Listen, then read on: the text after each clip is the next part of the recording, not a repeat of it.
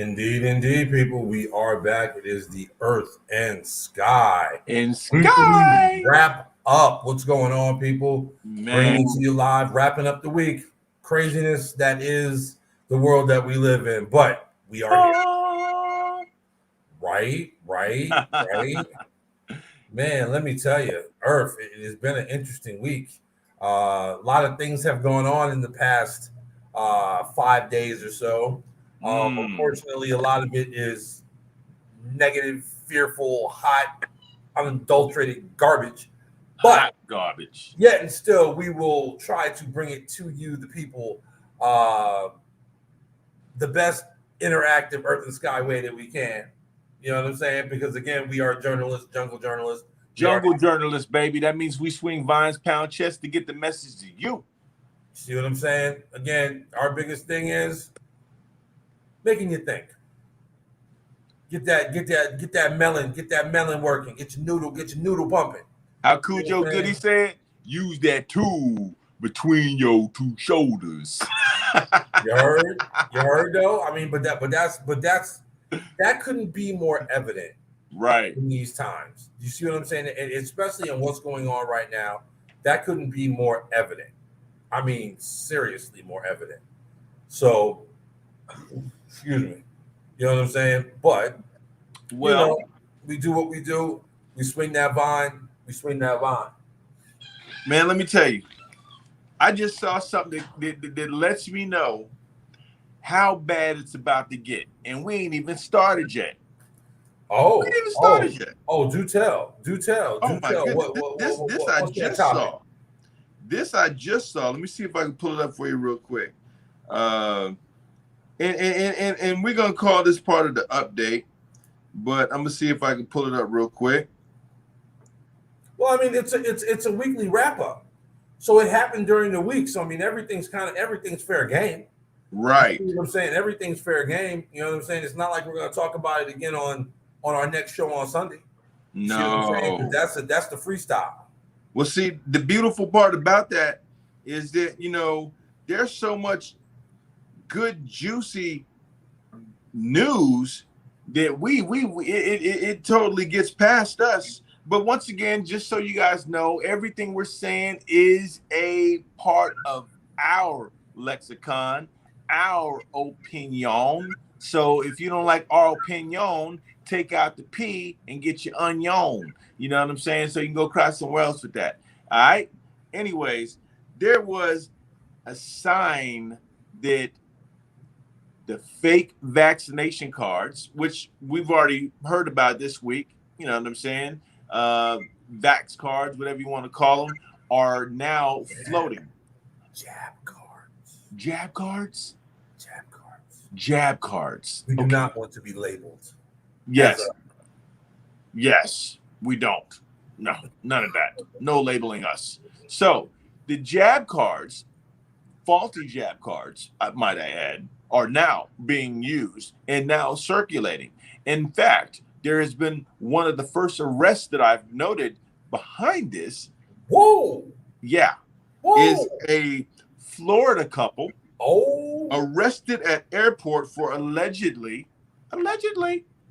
using fake vaccination cards. Now that's the news. Okay, so I'm reading off the news. All right. So, and you can look at this, it's on People. it's a thing. It's a thing. It's a thing. So It made it to people. It's got to be a thing. it made it to People. So let me tell you what it says. A Florida couple accused of using fake vaccination cards to travel to Hawaii for a family vacation were caught because their children showed the cards, despite being too young to be eligible for the shot. At what point in time do people get that you don't have to be jabbed if you're 12 and under? Just saying. Well, I mean, if you're gonna play the charade, learn how to play the charade. Yes, my point. So on August 11th, Enzo Dalmazzo, 43, and Danelia Dalmazzo, 31, of Miami Beach were arrested and cited $8,000 Well, between them. Well, Yeah, between them for allegedly using fake jab cards for themselves and their two children for a trip to Hawaii, according to the state attorney general's office. Whoa. The couple had gone to Oahu. They were taken into custody after the airport screener became suspicious because their two children, who were born in 2016 and 2017, as such are too young to have received the jab, had cards. Okay. well, that's comedy at its finest. I mean, High comedy. High comedy. But you see, they went to obviously they didn't do any research when they went on their vacation, because if they would have realized where they were at, they'd have realized that you don't play in Hawaii. Dude, they're on some other right now. You better believe that. Hawaii, where I've watched videos of people moving back to the mainland. Like, they're Are like, you serious? Yeah. Like, look, man, they are on some old, like, trying to take my rights type deal, and they're moving back to the mainland. So, I mean, I don't understand how people live out there if you don't make really good money, because it's a big tourist spot. So, I mean, if you don't make a whole lot of money, the cost of living there rivals the mainland. Yeah. Unless you live in, like, out. You see what I'm saying? But, you know, it's really crazy over there. You know, again, seeing that we're talking about the jabby jab, right? So Pfizer's about to get 100% approval on their jab. So a lot of people in the business world are very happy with that, because then at that point they're saying that hopefully more companies will mandate the jab. I really don't think they're fully getting what's coming down the pipe. I really don't think they get it, because here's the thing. More and more people, unfortunately, are having a lot of complications, even though they've been double or even triple jabbed. Woo. So those numbers are growing. Again, are they real numbers? Are they inflated numbers?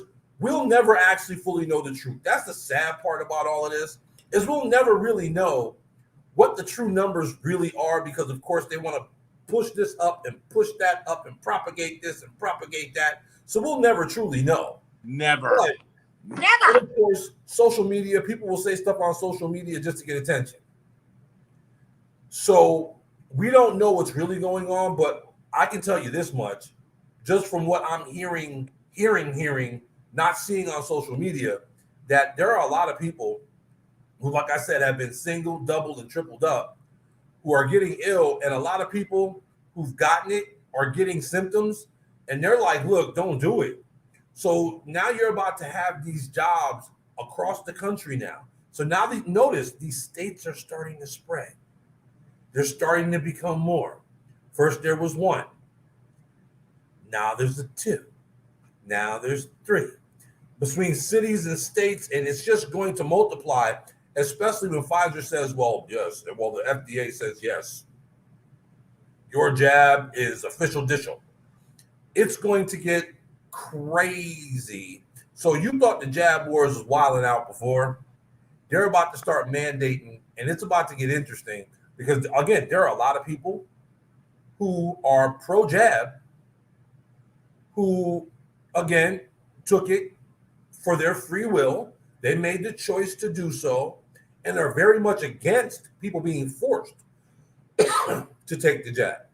You see what I'm saying? Yeah. And they don't want that. They don't want it. Again, they're all pro-choice, but also pro-jab. Right. You see, so they're in like this weird limbo state, to where it's like, well, is it coulda, woulda, shoulda, butta, and that's where they're at. And it's really crazy, because that really comes down the pike, it's going to get really interesting. I mean, hmm, hmm, hmm, Right. because all these states stopped this stimulus, extra stimulus money. They stopped it. Well, guess what might be starting back up again? Your extra $300 in your unemployment and your unemployment check. Yeah. So what's Yep. about to happen is the same thing that happened before. So again, there's no new script here. No. You're just regurgitating the same script. You're Act about two. to have people not going to work because they're making more money collecting unemployment than they're making at their job. That's insane to me in 2021. You mean you can collect more free money? Oh, look who's joining us this evening. If it's not G4. Well. It's G Fizzle. What up, Marilla? What's good with your people? What's good with you? Welcome to the Earth and Sky Show. Interactive.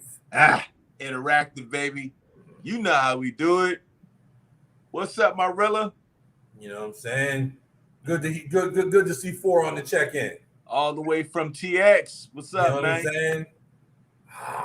What I'm saying? Yes, sir. Hey, we just talking about some things, man. We just going over some stuff, you know, and to compliment what you just said, man, it's like it's nothing new, but at the same time, it's transitioning into the next phase of it.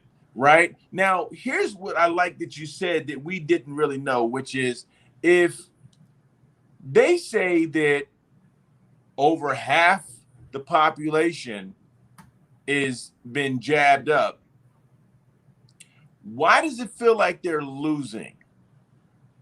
Because they are.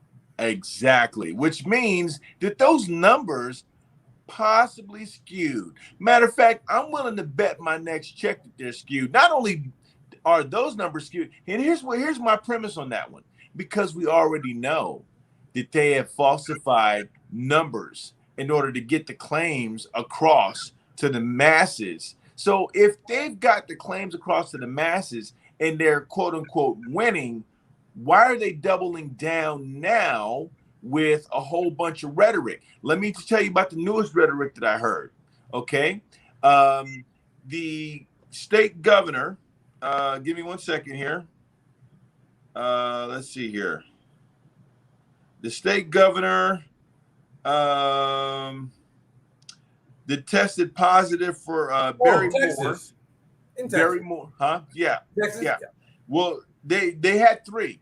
They had 3 governors that tested positive. Now, here's the funny thing about it. One of the governors said that it would have been worse had he not been jabbed. Do you understand that that is the new norm as far as what they're saying in regards to, well, you can still get it, but it would have been worse?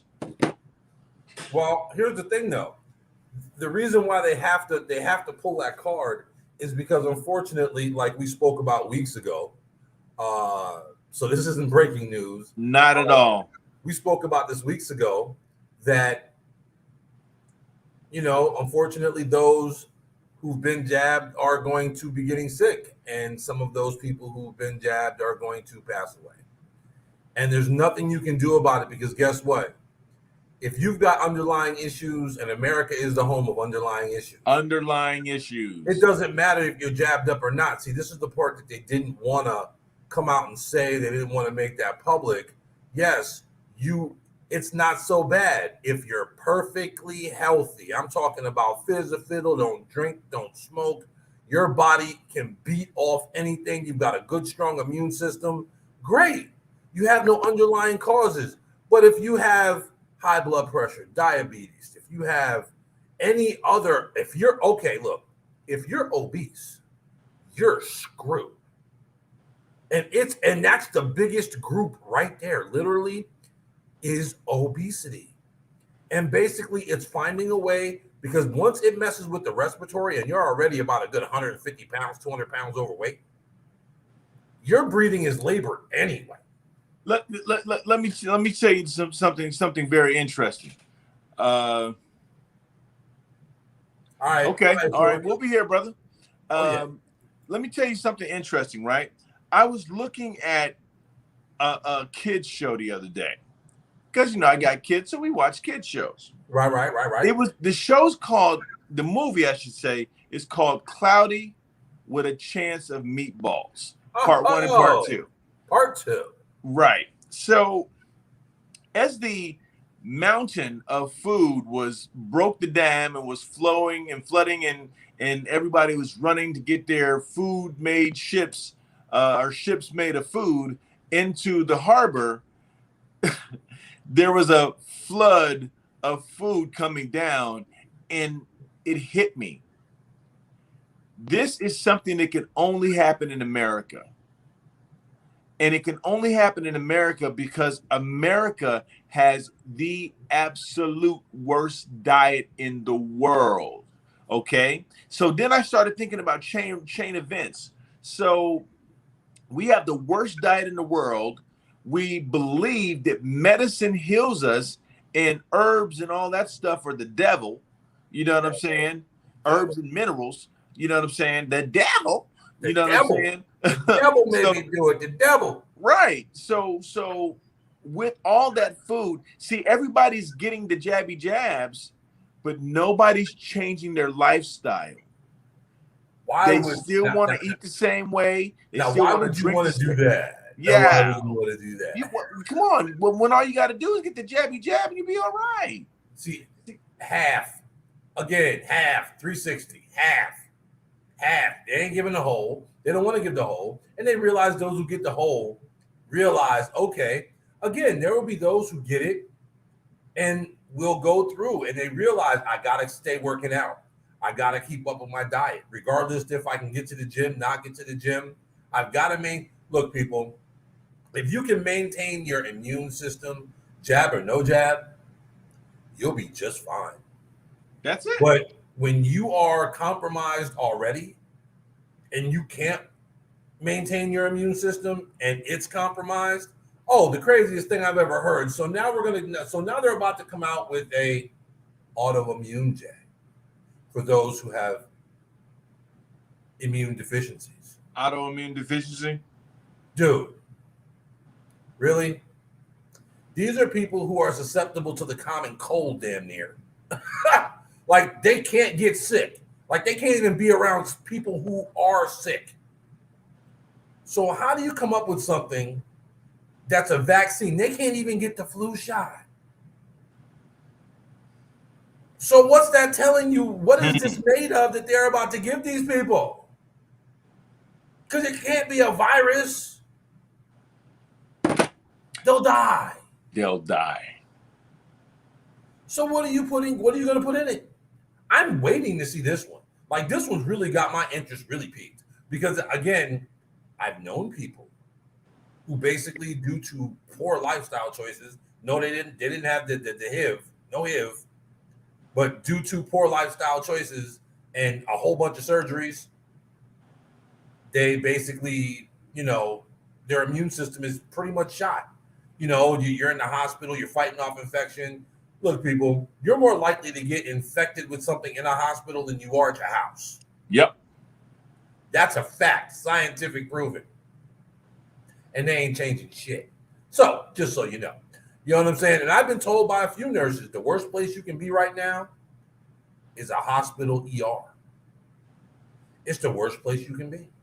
You've got people up in there jabbed up, not jabbed up, everybody coughing, sneezing, hacking. Oh my goodness, it's crazy.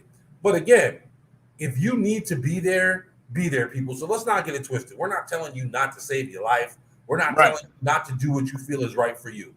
Do what you need to do for you and your family. Exactly.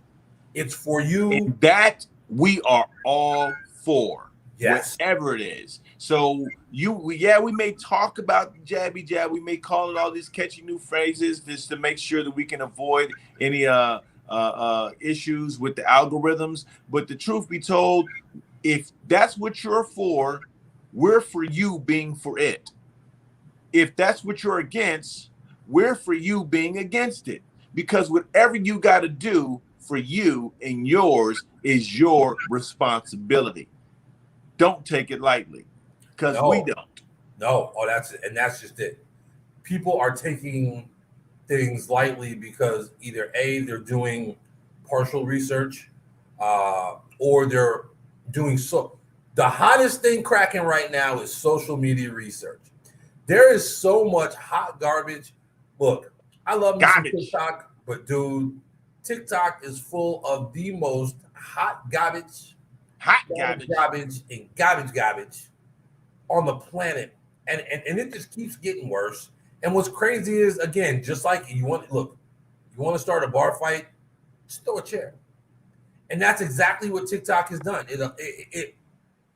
I get the no censorship. I do, and no one wants to be censored. But damn it, like when you start just scrolling through, because of course the algorithm only shows you what you like. So at that point, if you're liking a lot of like hype and quote unquote conspiracy theory and propaganda crap, all it's going to show you is that. Now, people, I'm going to let you in on a little tip. The more of that just garbage, hogwash that you consume, you will actually at one point start to believe it because it's all you hear. And I'm going to tell you what, TikTok is addictive. Like, you get on there and you start scrolling and you don't realize that an hour has gone by.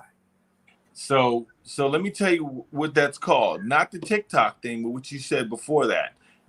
All the misinformation and believing it to the point to where now it becomes a part of who you are.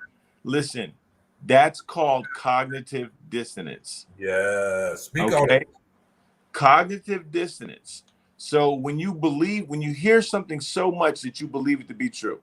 See, a lot of how we were programmed in this country is to actually move with cognitive dissonance. So as opposed to going to research yourself, they put everything on the fact that it's a trusted source. Remember they used to say that for media. Yeah. You're trusted such and such. You're a trusted source for news. You're a trusted source for news. Channel 5, you're a trusted source for news. Channel 46, you're a trusted source for news. That's some BS. Why? Because they want you to fact check nothing and believe everything that they say. Look, you don't know how many people have been tested. You don't know how many people are vaccinated. Why is it that when you go to certain places around this country, it still looks like the day before COVID hit? Yeah. Facts. You know, I mean, like my partner was downtown today in Duluth and they're having a festival down there.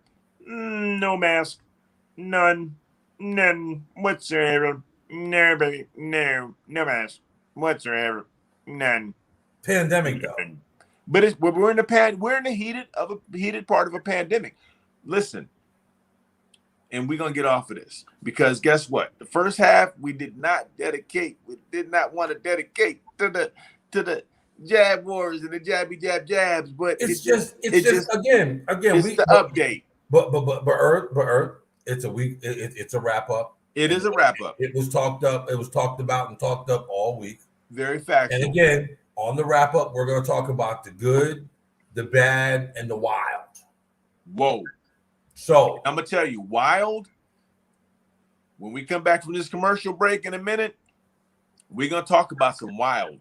We're going to talk about, quote unquote, people holding on to airplanes trying to get out of Dodge. Bruh.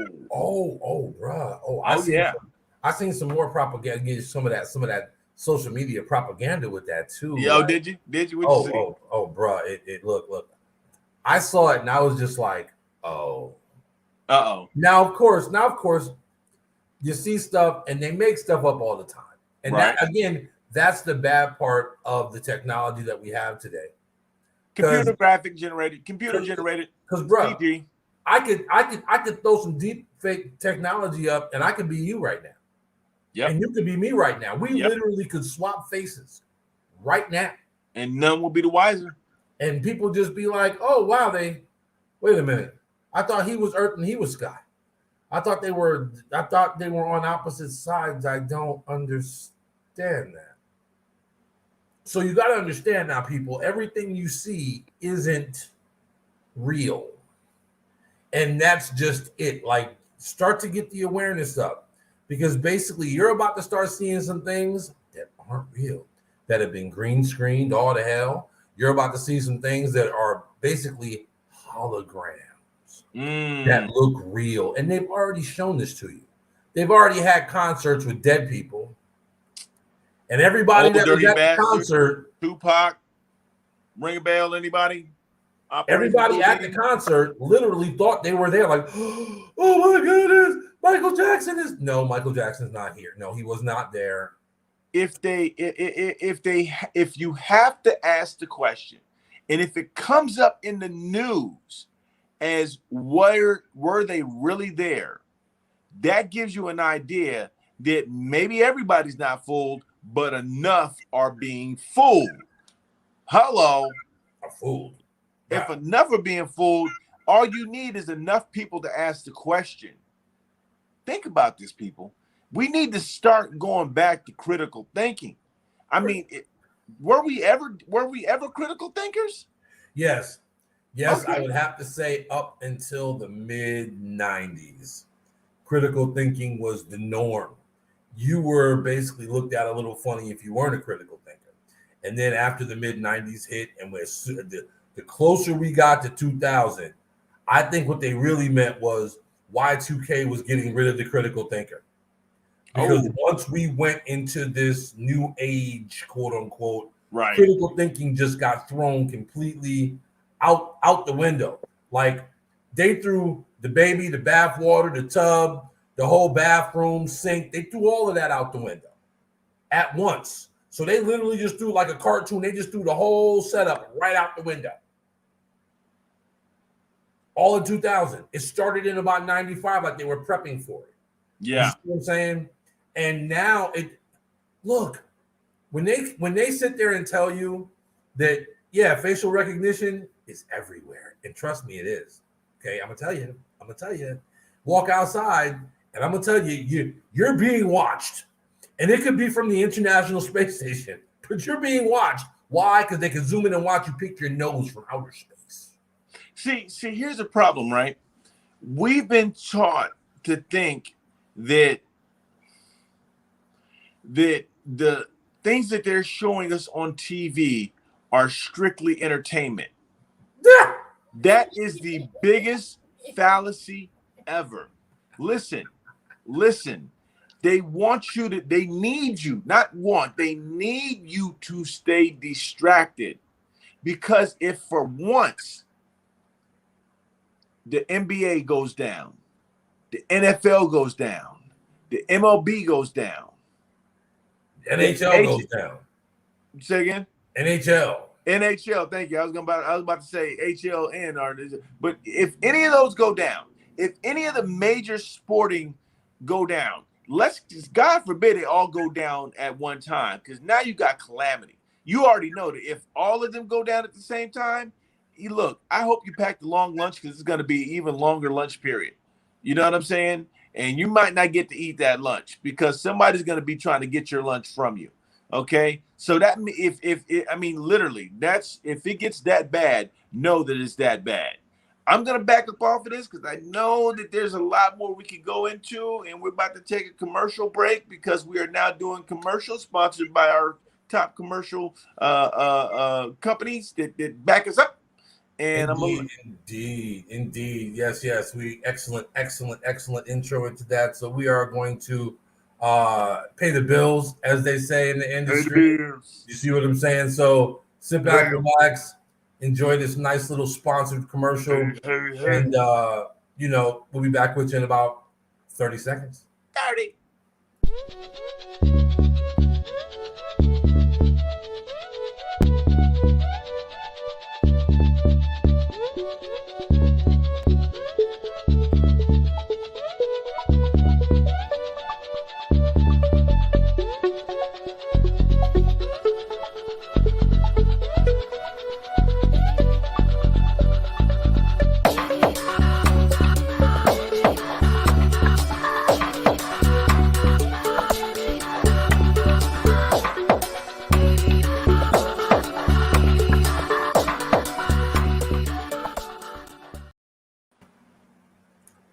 Of course, paying the bills, our lead sponsor, that would be Gorilla.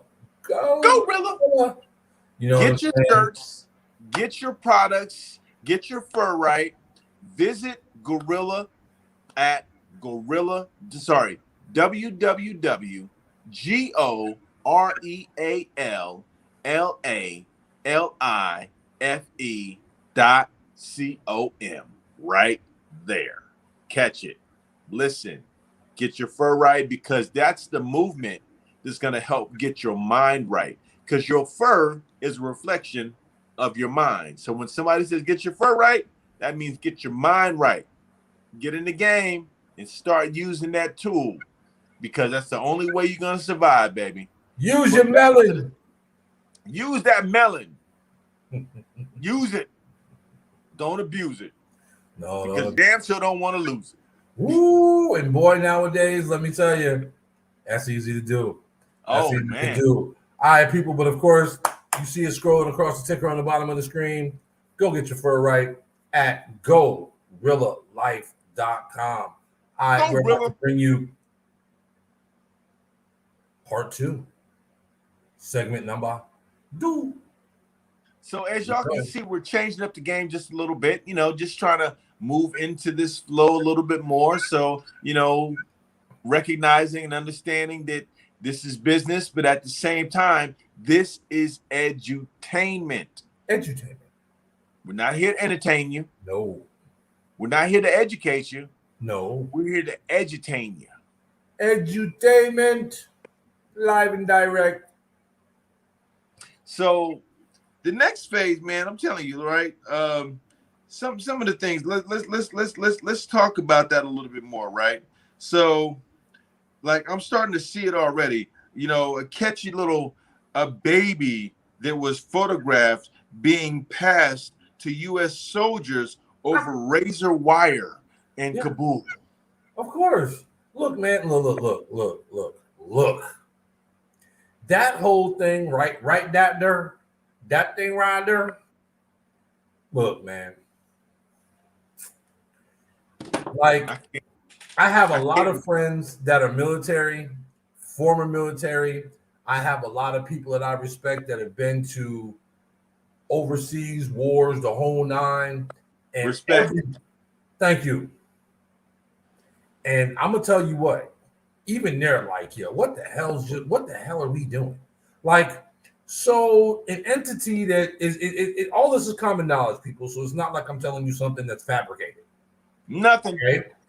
We basically went over there, we trained them, we gave them weapons, we taught them how to do what we do. So again, being the best in the world at just about everything, quote unquote, they learned from the best. They just so happen to have some terrain that most people just can't deal with.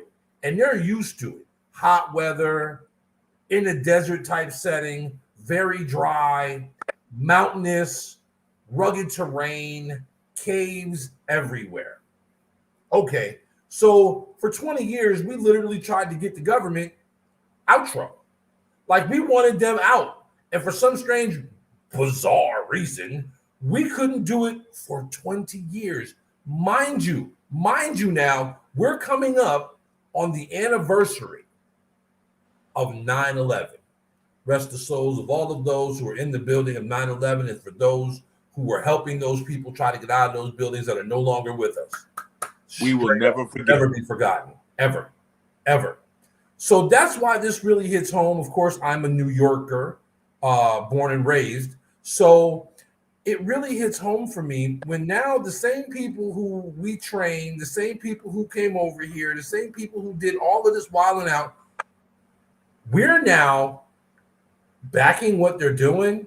Oh, but it gets better than this. This is the part that just blows me away. So how much blows you away? Tell me. I need to know. All the technology that we have, right? We couldn't get the government to lay down, right? People. Not only did the government lay down, they all got on planes. The military got on planes with them and left guns behind. They were like, you know what? Y'all can have this. All of it. The whole damn kit caboodle. We outro. And we're taking the military with us. Dude, do you understand? We couldn't do that for 20 years. Soldiers have been over there. Isn't it the craziest thing? The soldiers come home and the whole government and military bounce. Here's the crazy thing, right? Here's the crazy thing. We all know the effect of propaganda in any war. We learned that the greatest way we learned that was in World War I and World War II. Not World War I, World War II. World War II. Okay. Which my grandfather fought in World War II. So trust me, I understand. And when I tell you that the level of fuckery we're seeing right now, not only is this the weakest I've seen the American government, the American military, the way it's misused and mismanaged, it's coming to light. You know what I'm saying? It's coming to light, and I feel so much for my brothers and sisters because I'm ex-military also. So I feel for my brothers and sisters that have to take these orders, knowing that 90% of them don't, 90% of that individual does not believe or follow what it is that they're being told to do. Because how can you train somebody to defeat a government? They attack your government. You attack their government. Then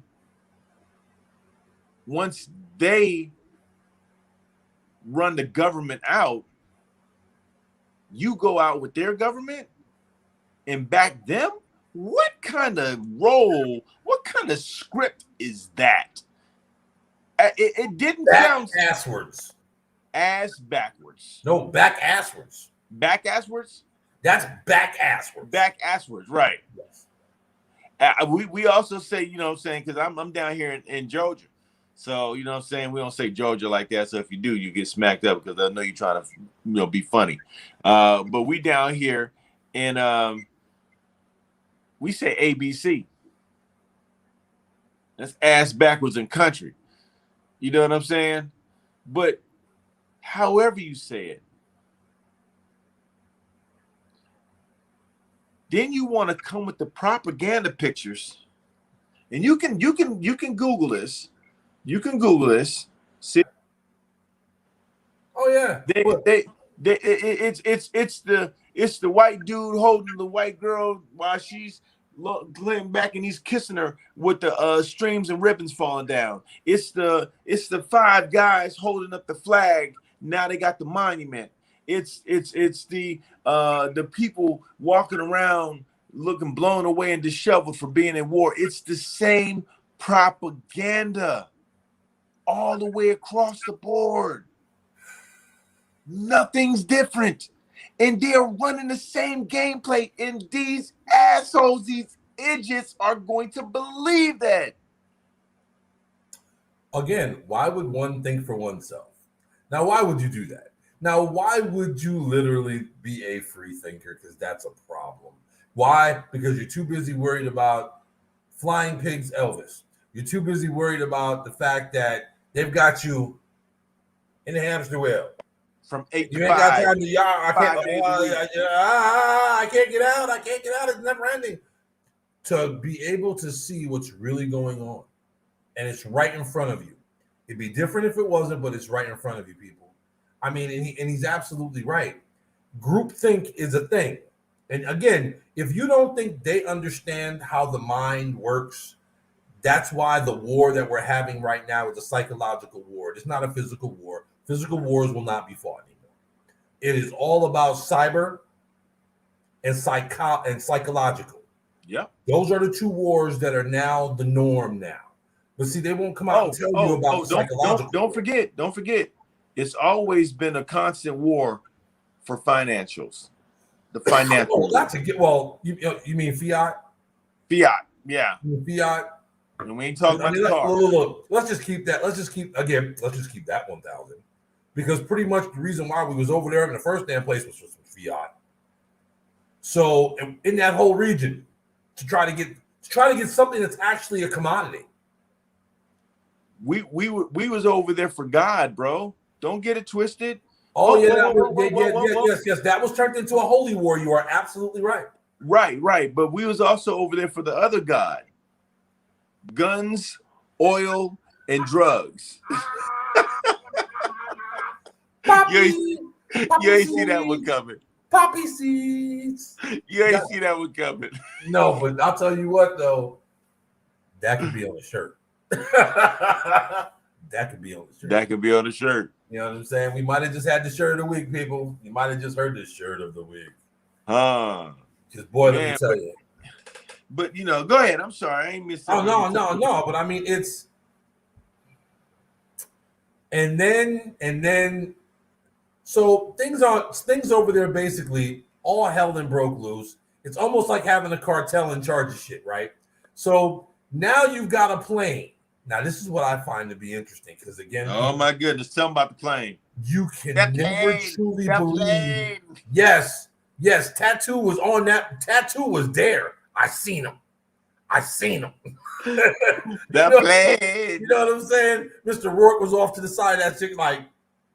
Tattoo, my friend. Make sure they're all ready. We're getting to go too. Matter of fact, let's catch the plane.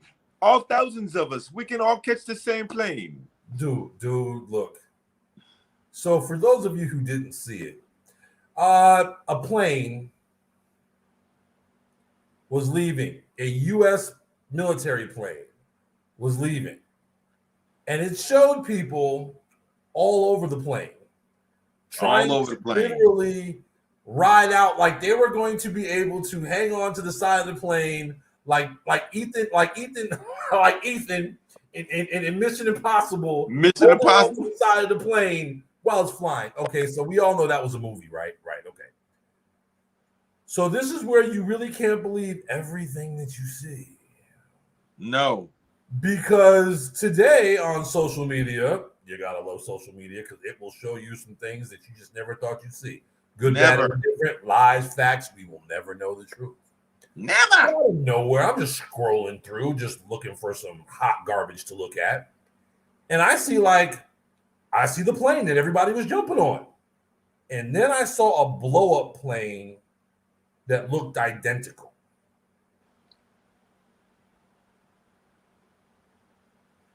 And now my brain is now working. Now it's turned on. No longer am I just an idiot watching the idiot box.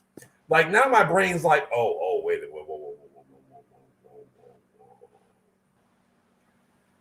Now I deal a little bit with technology, just a little bit. And I know I can alter things. And I don't have high-tech equipment, but I can alter some things. Right. And then it started making sense. Like, how would these people be able to climb on and hang? And literally, when you look at the pictures on how they were on the plane, it didn't make sense to me. How that plane was moving and how they were on it. We've all seen planes. We've all gone to like a 4th of July show. We've all seen the military aircraft, right? The big carrier, the big ship, the transporters, right? And then when I saw the blow-up plane, I'm like, now that makes some sense. Now that makes some sense right there. I'm like, wait a minute. Did they get me again? Did they get me? Did they pull the old? So here's the funny thing that caught me, right? And here's where it always messes up in the crowd. And this is how you always know that the crowd's got something. Or they're being monitored. This is happening for a reason, because you got all these guys running apparently for their lives.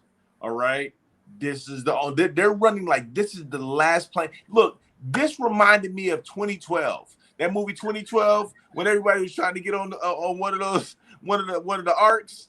You know what I'm saying? They are like they fighting, screaming, and No, shouting. Something. no, It's the I'm gonna same get on. scenario. Yeah. No, I'm gonna get on the. No, I'm gonna get on. No. Women and children first. Nah, man. Nobody was fighting. Nobody. Nobody was doing nothing. Hold on, wait. Everybody's running, and then you got one or two people that's like jumping in the camera, like, I'm like, what is this Showtime? Like, hold on. When you go back and look at the footage when they're driving on the plane, when the plane's being not even taxi, just kind of going down the runway, and these guys are running along with it, like, okay, you know what I'm saying, crawling up the thing, like, you know, like some sci-fi movie with a whole bunch of aliens trying to overcome, you know what I'm saying, a object. And the funny thing is, these guys take time to jump in front of the camera, the only camera that's taping this whole thing. They want to jump in the camera like, hey, this is my chance to be seen in America or something. You know what I'm saying? America. Like, what do you, bruh? Not too worried for you. Mind you. See, the old school Taliban was cutting heads off with rusty blades on camera. Come on now. You see Remember what I'm that saying? footage, don't you? They was doing some illy. They was women, children, nobody was safe. Now they're like, yeah, you know what? You know, we'll allow this for the women to do. Yeah, they can do that. And you know what I'm saying? Like, yeah, we ain't gonna kill everybody, you know what I'm saying? We basically want to work with the government, you know, we want to work with America and America gonna work with us. And you got dudes in the background. Now, mind you, see, back in the day, here's what led to now this I caught it. And then I saw somebody else catch it on social media. If you look at the pictures, like watching the interview, right? They had the two dudes with the AKs, right? And they were behind the homie. And they was behind them. Now, back in the day, they had hands on trigger. Yep. Why are their hands like this now? Now, if you shoot a gun and you've gone through training, if you've been military trained, this is the position that your trigger finger is in. Yep. It is not near the trigger at all. But when you look back at the old school pictures, these dudes is ready to bust off at the cameraman. These cats are sitting there in the.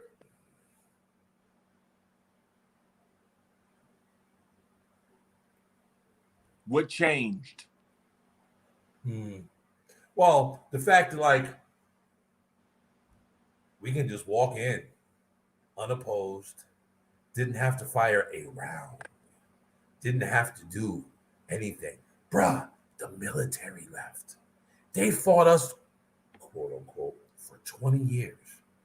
20 years. Do you know how many people lost limbs? I mean, I know some of my close peoples in the MMA world working with wounded warriors. Okay. People driving convoys, hit a mine in the road. Now all of a sudden they're missing a limb. That was real, people. That's real. Real. Look it up. Wounded Warriors Project. It's real. It's very real.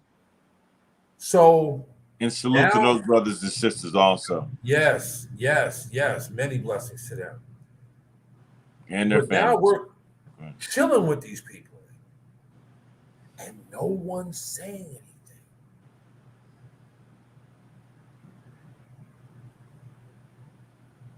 Don't say nothing. It's rabbit season. Duck season. Rabbit season. Duck season.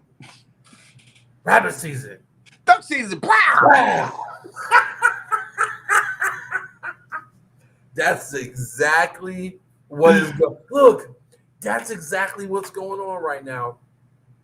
And I don't understand why more people. Well, I do get it, because again, people believe that they have to pick a side instead of actually just saying what they feel. They choose to have to align themselves with something so they can have power. People, you're made of the same things that stars are made of. Okay, so you're Same supposed to thing. actually shine. You know what I'm saying? You're not shining right now. We as a human species are not shining right now because we're looking at the wrong things. We're being distracted by the wrong things. We're not asking the right questions, people. If you ask, and I was told this a long, long time ago, son, if you ask the wrong question, you are guaranteed to get the wrong answer. That's a That's guarantee. facts. Now, if you ask the right question, your probability is a lot higher than guaranteed to get the wrong answer. So why are we asking these questions? Why are we asking the simple fact of why?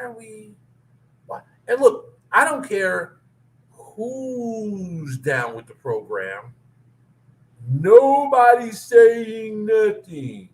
None of these quote unquote elected officials are saying nothing. Nothing. Where's all these groups at? Where's all these groups that are pro this? Where's all these groups that are anti this? Where you at? Where you at? Ain't nobody saying nothing. Again, church mouse pissing on cotton. I can hear that. I can hear that. New Year's Eve. So with that going on, what else is coming? Because again, if this is making small news, people. See, when you know things like that make small news, they're distracting you with something. Kind of like a guy sitting in a vehicle outside the Capitol with explosives.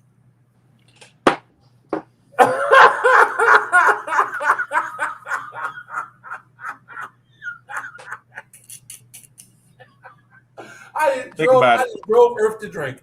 I didn't drove him to drink. I didn't drove him to drink, people. I'm off camera for a quick second. Oh. All right, sure. You know what I'm saying? I didn't drove the man to drink. But yeah, I mean, let's think about that, people. Let's just think about the distractions that are out there. And why are we consistently consumed with them? Why? Because the human addiction to drama is real. It is real, people. The human addiction to drama is real. And they understand that. So they're going to keep you inundated with what we in the guerrilla culture like to call fluff. Fluff. They will keep you all up in the fluff and stuff and more stuff and fluff. They will keep you all up in it, and you'll be entertained. Yeah, you will. When you should be edutained. Thank you. Because basically they can't tell you something. They can't do something to you without telling you first. And they tell you in movies a lot. They tell you in music a lot. But we just think it's music and it's a movie and I'm entertained and yeah. And then all of a sudden, about 20 years later, you look back and you're like, wait a minute. Didn't Michael Jackson come out with it? Like, they don't really care about us?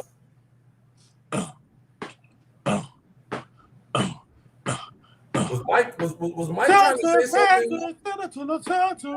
The man in the mirror?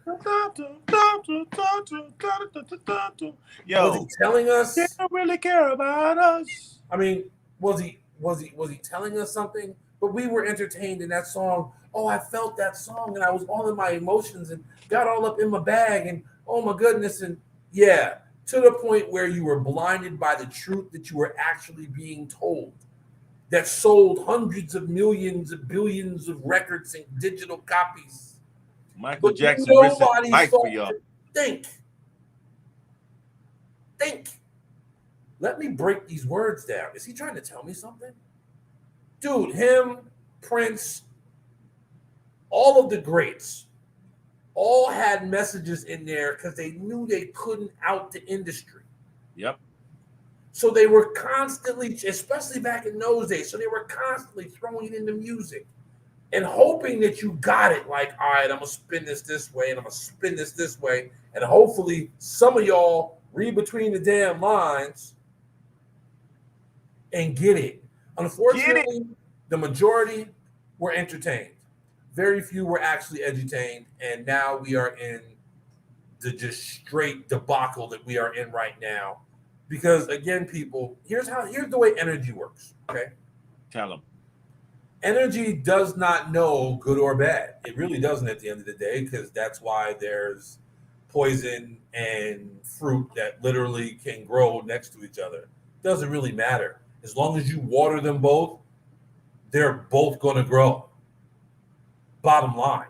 So again, it's called free will, and they can't bend your free will. But what they can do is tell you exactly what they're going to do to you. Yep. Before they do it, and then at that point, they have not broken the free will agreement. That's an agreement. Has there is an agreement, which is why we have what's called free will, which is not a government issued thing. That is not a state or a look. That is a galactic thing. And here's how important that is. That, my friend, is the hottest commodity ever. Oh yeah. Free will. Oh yeah. Is the hottest commodity ever. To have the free will of every individual is to have the attention of every individual. In what way? What better way? What better way than, we're emotional creatures. Oh. Again, if y'all missed last night's show, Quantum After Dark, Johnny Quantum After Dark. Yeah. We talked about facing the darker side of yourself and facing yourself. Well, let's see. They know exactly what you're afraid of. Right. And they're going to beat you to death with it. They know the biggest fear of mankind, the number one fear of mankind. What is it? Death. Death. Your own mortality. You are scared, absolutely positively shitless to die, and they know it. So at that point, they've played all the other cards and all the other scripts, but you notice, like, okay, so we'll threaten them with death. You could die. Guess what? I hate to tell you this, people, it's going to happen anyway. And that's sad to say it that way, but that's a fucking reality. My parents brought me up. They're like, son, look, your black ass better get it, because we ain't going to be around to take care of you forever. We are going to go one day. And right. You better get it. You better get it. And because guess what? You're going to go one day. So you can't take all this shit with you when you go. So you might as well have a bunch of experiences and enjoy your life. That's the way I was raised. I can only speak for myself. But people, so at that point, you've got people who were literally like free as a jaybird, frolicking, living life. And then they said, you're gonna die. Wait a minute. I've got a master's and a doctorate in this, and I've got a doctorate in that, and they said I'm going to die. Let's see. You went to school for 12 years. You knew you were going to die from the second you were born. That's just what the fuck happens. So how can you be threatened with something that's going to happen anyway? That irks my brain. I don't understand that. And they hold it over you like dangling a carrot in front of a horse. You want to live? You want to live? Follow me. Follow me. You want to live? Like that old house music song. Follow me. Do-do-do-do-do. Follow me to a place. Hey man, look, stop, man. We supposed to be doing a segment. You know what I'm saying? You taking me to the club. You know what I'm saying? It's like, what do I do? What do I do next? Really quick though. Seeing that we are doing a segment, we are about to come up on the hour mark, and we are on the hour. So we just want to let y'all know, thank you for being with us. You see what I'm saying? We are basically still going to be here. You know what I'm saying? But there will be some extras. So if you choose to stay with us, we appreciate that. If you choose to Stay kind of with do your us. thing, we appreciate that. But we do what we do. You see what I'm saying? Again, like Earth was saying earlier, formats are changing a little bit. So we're going to be doing things, getting you ready for something much greater, much larger. So we're setting it up in what you're used to seeing because we don't want to shock you too much. We understand that we're edutaining you and we're getting your brain moving and thinking and percolating.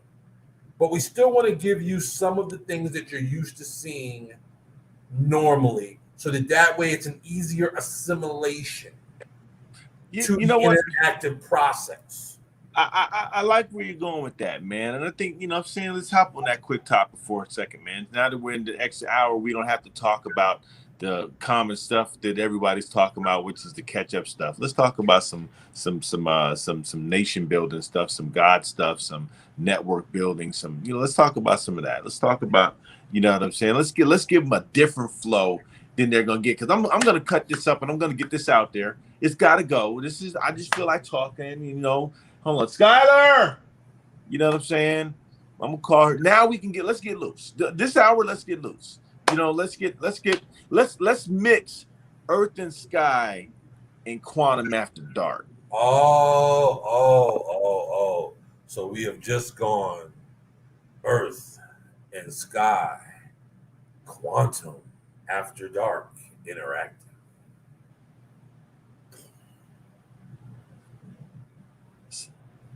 Now we're about to let it rip. So, business wise, man, what you just said has to happen. Okay. Now, why do you think it has to happen? Why do you think it would have to happen? Uh-oh. In our second hour, and what the perfect timing. Who is that? We have our Penelope Cruz. Oh my goodness, man! I've got the wrong glasses on. It's Mel. How you doing, Melody? I feel like Fred Sanford. You big dummy. Let me get my glasses out the window. Let me get my glasses out. What's going on, Mel? Mel, what's going on with you? You know what I'm saying? So yeah. Black me out for a quick sec, JQ. All right, we'll do. So yes, hello. You are joining us for the second hour. Oh, and you're on a boat. All right, well, hey, look. One, make sure you keep all limbs inside the boat. Two, make sure you enjoy all of your adult beverages responsibly. All right.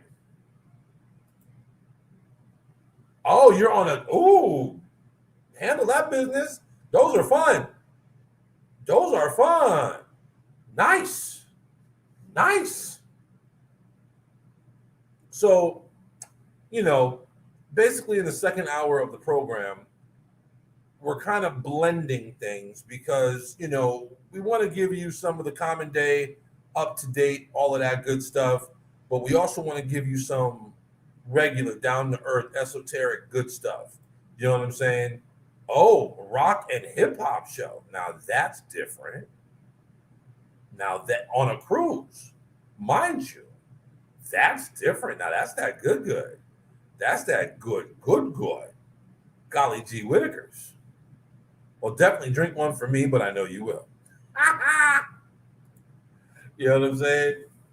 So we're just going to give it to you a little different. We're going to give it to you Quantum After Dark style with an Earth and Sky spin. Because Quantum After Dark, depending, there's Quantum After Dark that gets a little grimy, a little gritty. You know what I'm saying? When that show comes on, the disclaimer is put up to put the kids to bed. Do not let the kids watch. But Quantum After Dark can also get very deep, go deep down the rabbit hole, get very esoteric. What? Oh, word? Was it? Oh, it was hilarious. What is it, like an open mic? Like people just getting up, kind of rapping, singing, flowing. I mean, that's kind of cool if everybody's kind of feeling themselves a little saucy. Everybody getting a little saucy. You know what I'm saying? But I mean, that's what it's about, though. I mean, if it's that type of party, I don't know. I'm not there. I don't know if it's what type of party it really is. But that's what it's about, people. It's about entertaining. Oh, he's holding. Well, yeah, he can do whatever the hell he wants then. It's his show. So he can do that. He can do that because it's his show and life is good. Damn, be nice. Hey, I need to throw a show. You know what I'm saying? Oh, trust me when I tell you that would be nice. Now, if you would have told me, you do understand that's just 13 hours, right? You get that, right? 13 hours. I used to drive down here for a weekend and come back. You see what I'm saying? So 13 hours. Next time, keep a rilla posted. You feel me? Because I can do this from anywhere. I can even do this from my phone. Well, really God. He's back. Back. Front. Hey, I get up here and start doing the walk. Right. Hey. Oh, and they had an extra ticket too. See? You know what I'm saying? She was telling me about she's okay. So she's on the Dutch Apple cruise, right? And basically, it's a rock hip hop show on the water on a cruise. So they're kind of doing their thing, listening to some rock, some hip hop while cruising on the water. All right. Enjoy, Mel. Enjoy. You know what I'm saying? So I told her, I'm like, damn, man, it's only 13 hours. You know what I'm saying?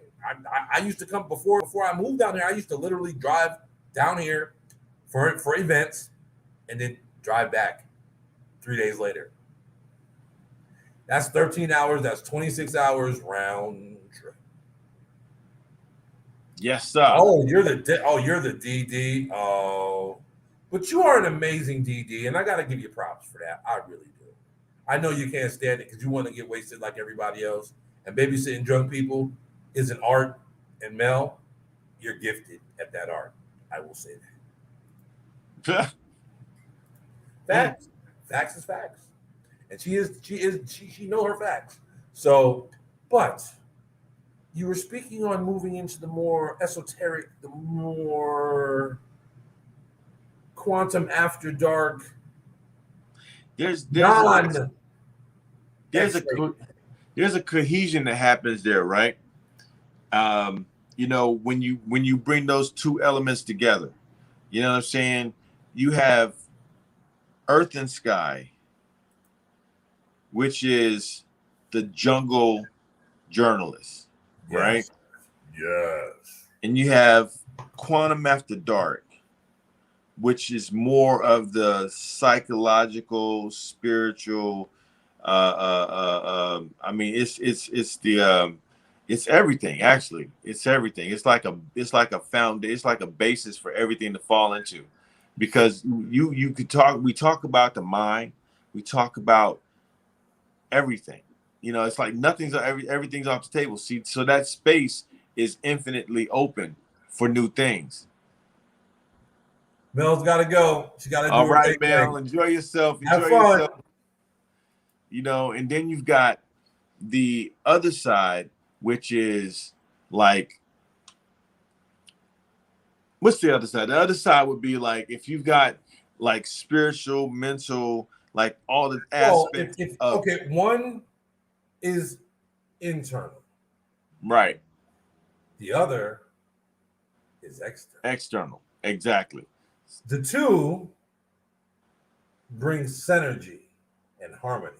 Right. So what happens when you have reporters that are used to reporting, but when they can put their pens down, what do reporters talk about? See, that's earth and that's quantum after dark. You know what I'm saying? Yeah. We look. Hot mic. And we right. don't give a damn. It's a hot mic. And we still don't say what we say. See, like I got to do what I got to do, and I got to say what I got to say. And because I haven't been doing what I was supposed to be doing and saying what I was supposed to be saying, I've dedicated a lot of years to not being as fruitful as I could have been. Ooh. And like, I know that at the end of the day, I'm fighting for two things. More than two things, but two things definitely. Like I just told my daughter as she walked with her head down and, was kind of very sad to leave, and here comes my son. But I do this so you can have a better future. Yes. Big facts, never cap. Never. So my thing is, sometimes you have to be hard with the ones you love most in order to stay the course of your purpose. Like there's a discipline that comes with serving your purpose. And once you understand like that there's a discipline to it, if you lose that discipline, you lose that focus of getting to your purpose. Now, how do you stay in that mode? You know what I'm saying? I think you stay in that mode by staying connected to that feeling of what it was that not see that feeling. You know how you have to have a verbal why? You have to have a feeling why too. Oh, you got to have that internal why. I Right. mean, the external's nice, but when your internal why and your external why do this, Right. unstoppable. Unstoppable. And that's kind of the epiphany that I had when it's like when you think you're doing something and you're really not. You know what I'm saying? Because you've blinded yourself to think that as long as it looks like I'm doing enough, and as long as enough people tell me keep doing my thing, then I can just keep doing something. But if you don't have that drive and push to bring more, you know what I'm saying? Then that means that you're placing your value on the wrong thing. And that wrong thing is people telling you that you're doing something and you showing yourself that you're doing enough. Like, I admit there's times when I go into the gym, right?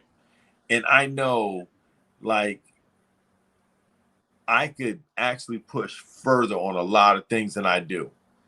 But I push to a healthy limit, right? Beyond, you know what I'm saying? Like giving myself slack in most cases and cutting back. Sometimes I will. I'll give myself a couple of reps here and there because it's serious, but it's not as serious as like I'm trying to like break something. You know what I'm saying? And I don't mean physically, but like break something in my mind. See, to me, working out is still very much a way to do something. Now, there have been times when I was working out and I went extra hard. And it allowed me to go harder for a shorter period of time.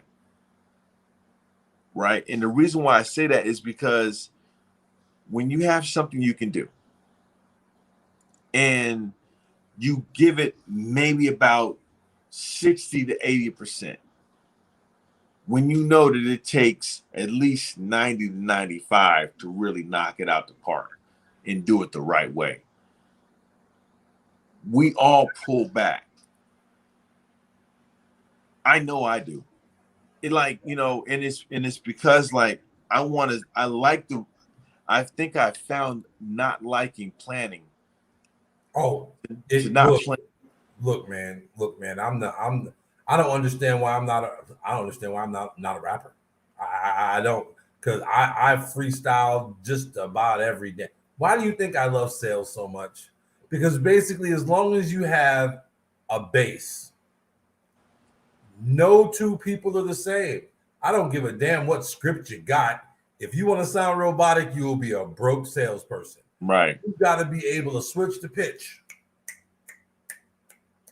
You got to be able to stay on it and juggle it all. Yeah. I love the dance. And I love being able to come off the dome like. Why? Because I know my product. I know I have a base. And I know I'm not shooting from the hip. I'm just laser.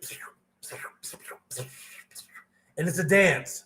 You're Yeah. gonna shoot yours, I'm gonna move. I'm gonna shoot mine, you're gonna move. But see, eventually you get the rhythm. And at that point, I ain't missing. I'm not missing. So, I mean, I definitely get what you're saying there, being off script. Because again, why do you think we're so successful in doing what we do at the Interactive and then, at the After Dark on Johnny Quantum and the other shows that we do? Is because of the simple fact that we have conversations. Those are conversations that we have that we just so happen to let the world in on. So y'all look, we've been having these conversations for 21 years. We now have the technology to let y'all in. And y'all can kind of hang out with us while we just do what we've been doing for over 2 decades. So, yeah, but you're so right though. But you also got to think, we've been conditioned that you have to have a group. Being an only child, my perspective on the world is very different than those of my friends who have siblings, who grew up with their siblings. Right. Because it's different. Like when I grew up and worked out, I was alone. When I came home, I was alone. When I woke up in the morning and ready for school, I walked to school alone. Walked home, at least down my street, alone. So my perception of life was completely different than all my friends who had brothers and sisters and they might have had cousins that stayed with them and all of that stuff. I didn't have any of that. Right. Any of that. So I'm like watching the dynamic of these things, and I'm like, I didn't get it till I got much older. That like, Trav, your perspective is on the left, their perspective is on the right. Right. And where can I meet in the middle with that? You see what I'm saying? Like, I was the dummy who's working out by himself, damn near trying to kill myself. And I'm by myself. Right. See, you try to, and don't get me wrong, right? I understand that the weights have fallen on my chest before. You know what I'm saying? Because I didn't, I've done myself in a couple of times. You know what I'm saying? Many times I had to stop lifting for a little while because I hurt my back. And it's because I was trying to do it all by myself. And me, I'm the loner. Like me asking for help. Oh my goodness. Like, I'm so happy I got realers like yourself and a few. I might have maybe a fist and a half full of people that I actually trust enough to let in to ask them for assistance.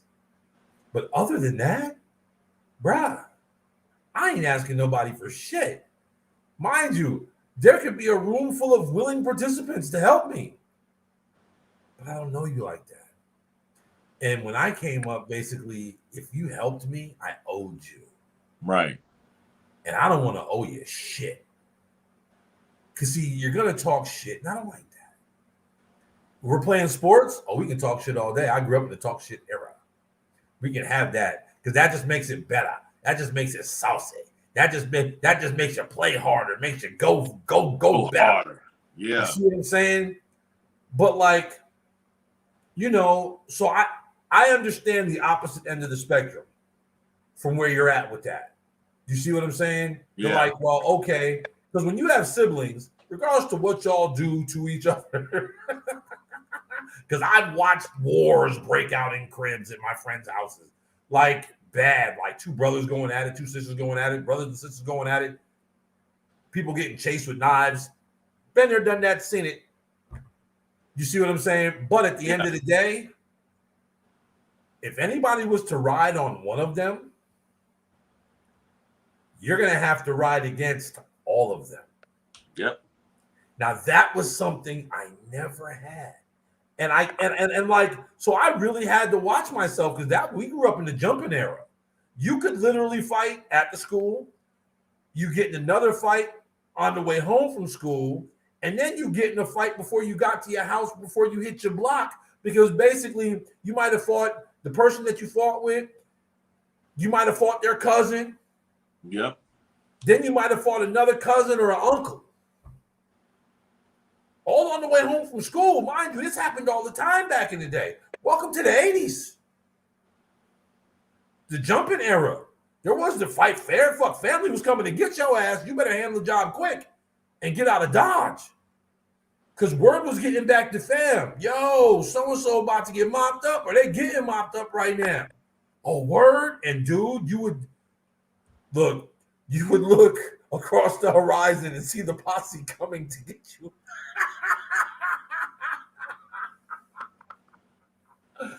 Oh, and when you're an only child, dude, that's like the worst.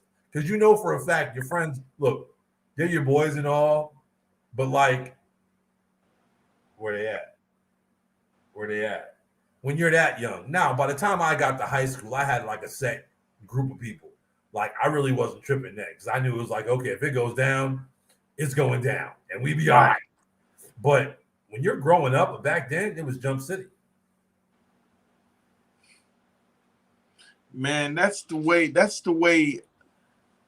that our generation came up, and this generation's similar, but it's different.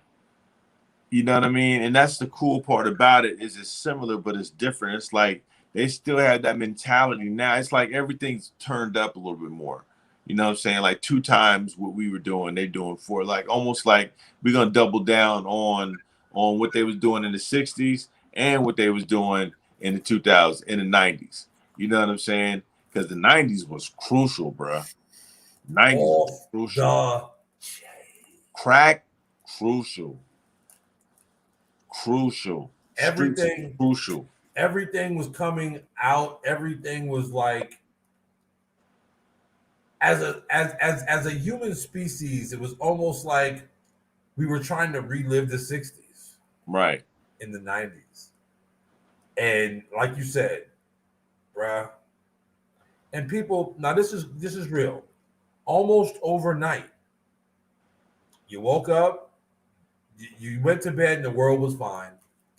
You woke up the next day, and you're like, what the hell are these little capsule things? Huh? All over the park. Why buddy over there just like drooling and shit? Like, why a chick over there passed out on the stoop? Like, what the hell is going on? People, when I tell you, when crack hit, it hit with such force and so quickly, you didn't know what happened. Like, it literally was Night of the Living Baseheads. Like, you literally woke up. If you've never experienced that, which basically, if you didn't grow up in that time period, you have no fucking clue about how crazy it really was in the street. Now, mind you, we were still teenagers at that point. We hadn't hit the 20 mark yet, so we're still technically teenagers. But yet and still, you're watching your boy all of a sudden, like, my man was all right, you know, he had a job. My man had no job, but was driving a Mercedes-Benz or a Beamer or an Audi with a bumping system. Cars drive by with the booming systems. Why you think L came out with that? Why? Because it was real. You was in the city, you had your Jeep, your MPV. You see what I'm saying? And you was bumping. And you did not have a regular jobby job. You was slanging crack rock. Either you got a wicked, either slanging crack rock, or got a wicked jump shot. Or you got a wicked jump shot. Or you wasn't getting out the hood. That's what we came up with. That's big different. Our reality. That's big different though, man. I mean, I went to sleep and I woke up and it was red or blue. See, that's how I woke up one day. It was just red. In areas that were isolated from that in the Northeast, man. That didn't get to the Northeast till decades later. On, and when it showed up, it wasn't even blue or red. It was gold and black. It was the Latin King. Yeah. And they were everywhere. So I'm like, Crips and Bloods, what are y'all talking about? Like, I know about the Latin Kings, but I don't know the Crips and Bloods. And then when they got to New York City, everything transferred upstate. It got so bad that they were like, yo, check this out, yo. The jail's full. Rikers, we ain't got no room for y'all. Yes, Rikers is the county. For those of you who don't know, Rikers is the county. It's the county. So you know. Okay, so back then. So they would tell them, go, leave. We don't care where you go. And the first place they would head was upstate New York. So then all of a sudden we were starting to have people rocking bandanas. And we was like, what the fuck are y'all doing? Then the next thing you know, there's a drive-by.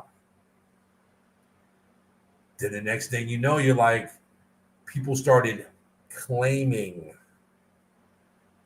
We was like, what the fuck is going on with this shit? Like, what? So I could just imagine, especially because you were at a much earlier age than I was, when you just kind of woke up to pick a color. Right. See, when I woke up, it was like, matter of fact, it was over the summer. You know what I'm saying? By the time I went into ninth grade at Lincoln High School in Tacoma, Washington, you know what I'm saying? That's when, like, cats that I went to school with, cats that I knew that was on the hilltop, cats that I knew that lived on the east side, you know what I'm saying? Hilltop. Every area's got a hilltop. Yeah. We had our hilltop hustlers in upstate New York too. So isn't that crazy how that works? Yeah. And look, just like every town's got an east side. You know what I'm saying? So, you know, every town they got a west side, but every town's got an east side. Yep. You know. And why is it MLK goes through the worst part of town in every city that it's in? Man, I promise it's made like that. You can't say that it's not. You can't say, well, it's not like they put MLK in a new city and all the blacks are going to gravitate towards MLK. No, we're not. You know what I'm saying? But what happens is when they put the MLK through all the they put it throughout all the hoods, like that was supposed to, you know what I'm saying, like give us hope to do, like, so what you like. What they didn't understand is when they did that, they made his image worse. Because when they made his image worse, they actually created, like, you totally break down his legacy, right? And then you actually take the worst of the hoods that there are now in every city or every state, and you put MLK through it. Yep. Now you've done nothing to revitalize the communities. Nothing. The MLK runs along with nothing to revitalize, nothing to change things, but besides put a street in there. How do you think it now? It's just crime on the hilltop, crime on MLK. But what does now to piggyback off of that? Okay, I'm not from your city. I'm a tourist in your city. And basically, MLKs are always long. They're never short. They always run from the bad side to the good side. Kind of funny how that works. Very little bit in the good side. Kind of takes you to another highway usually. You see what I'm saying? It'll run to a highway or something. Yeah. But that's the good side. As good as you're going to get is to the next highway. You see what I'm saying? But right. Tourists drive down MLK. What do they see? Oh yeah. Oh my.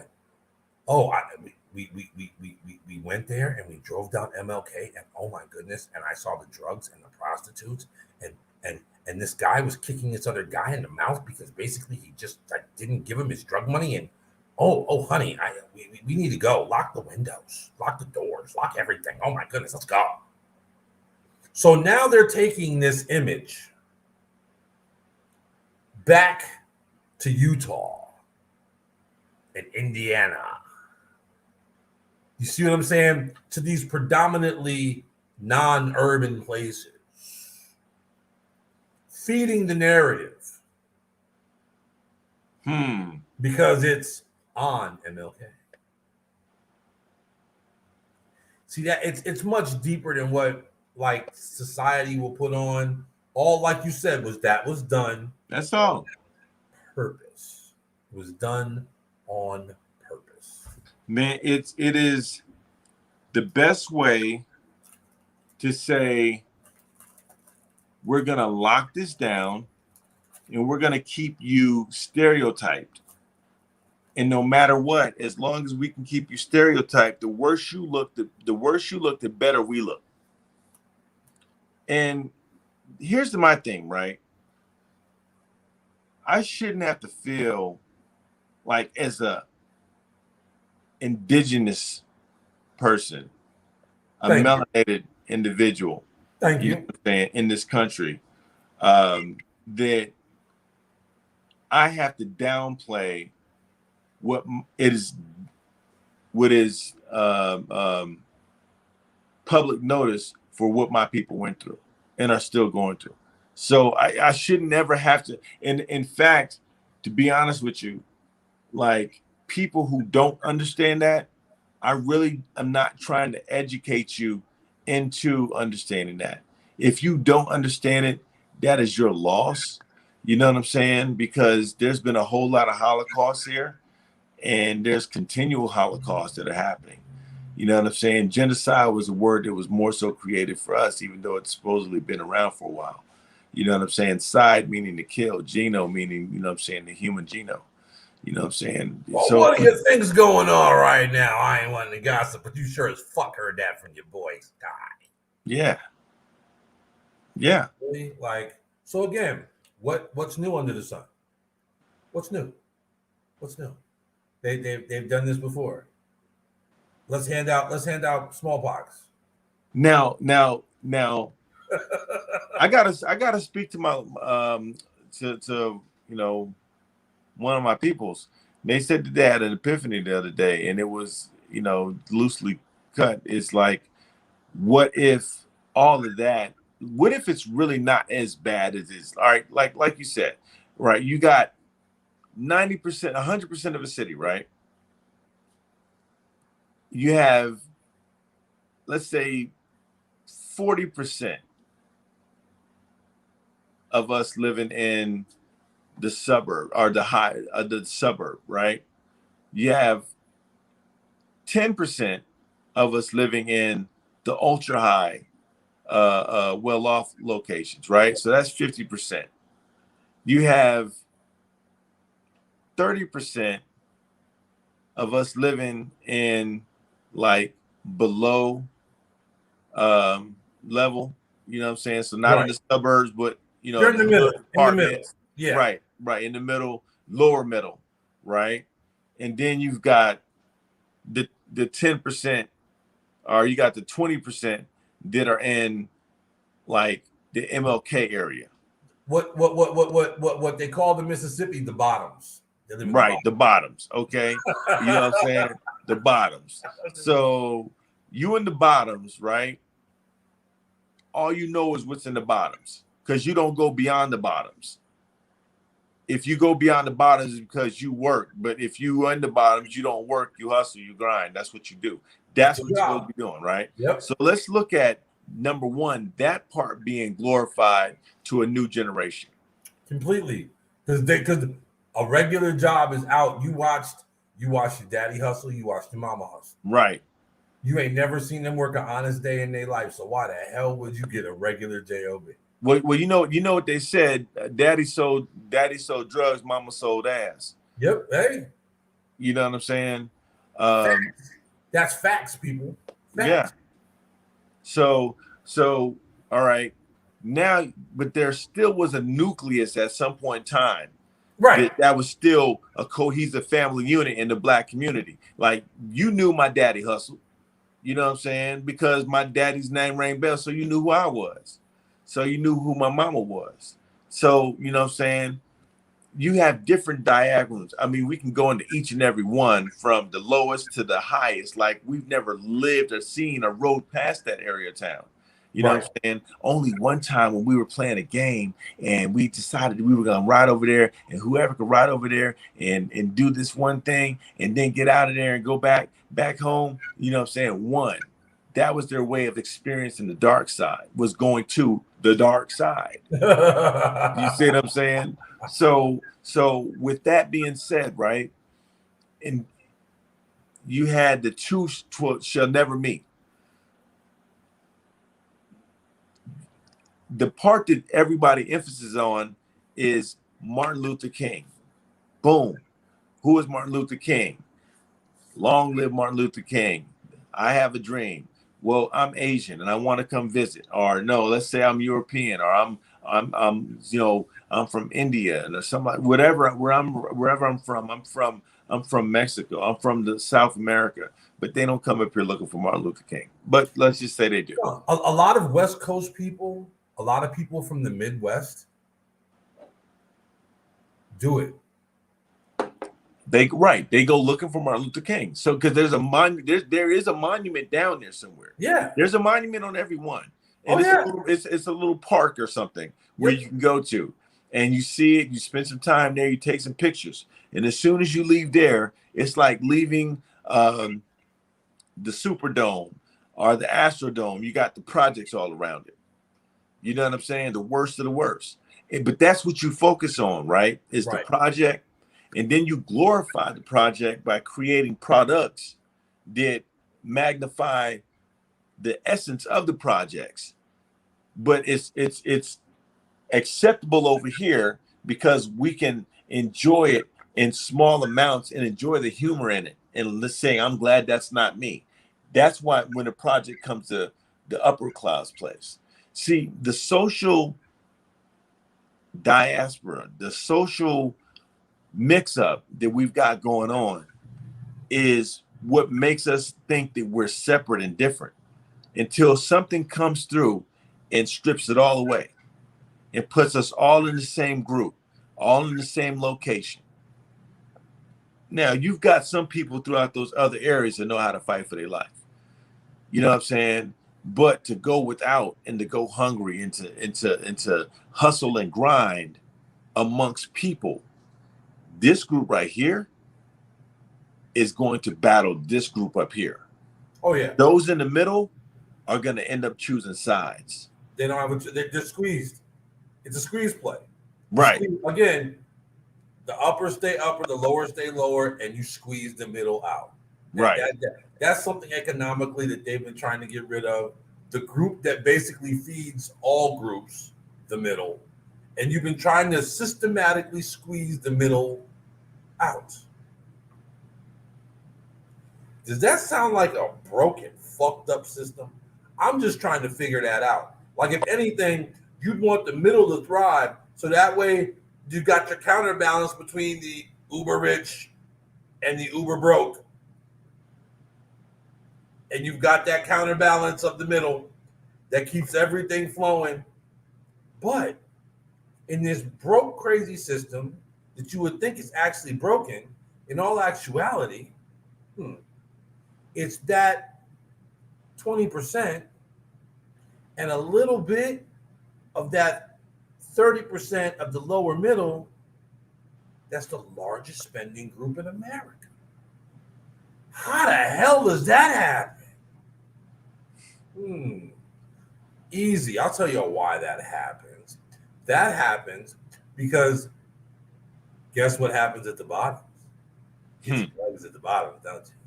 Yeah. What happens in the bottom? And guess what happens? You get the middle, they go to the bottom to get that work. You get the upper class who go to the bottoms too. They go there to get that work. So all the money isn't flowing at the top. It's not flowing through the middle, and it's not flowing through the lower middle. It's flowing through the bottoms. And see, that's the part that they knew and they know and they exploit. And isn't that crazy to think that it's literally inverted? Where the drugs at, though? No. Here's one thing. Where the drugs fucking come from? No. Here's why I say where the drugs at, right? Because the drugs are the funnel at the bottom of the funnel that where it extracts from that and gets that money back to where them drugs come from. And along the way, there's a lot of money to get siphoned out along the way. Oh yeah. You know what I'm saying? But it comes through the hood. The drugs come through the hoods. Why? Because to have a drug issue in this part of town means that, guess what? Now this part of town is no better than that part of town. So we cannot have that. That's why policing is harder up here than it is down here. We'll let this be federal. We'll let this be local. You know what I'm saying? And if we have to come down here, we will. But truth be told, that's why you got patrol guys down here, because all they do is patrol, let that shit happen until it's time to take some more money by extracting and hitting a house, a safe house, a workhouse. You know what I'm saying? And take that money. Right. Take them elements. Bro, do you know about the French Connection, right? So the French Connection, it's the same thing. The French Connection, they were showing you with the French Connection, one of the many siphons that come from the illegal drug wars. So if all the drugs, if the poverty is at the bottom of the funnel, all the money comes to the bottom of the funnel, because guess what? They want money from the Uber Dubers. They want money from everybody, even the top. They Frank White. Yeah. I want in. Nickel bag sold in the park. I want in. They are getting it from everybody. And guess what? Those are the ones that are. Oh, yeah. Oh, pulling all the strings. All of them. See?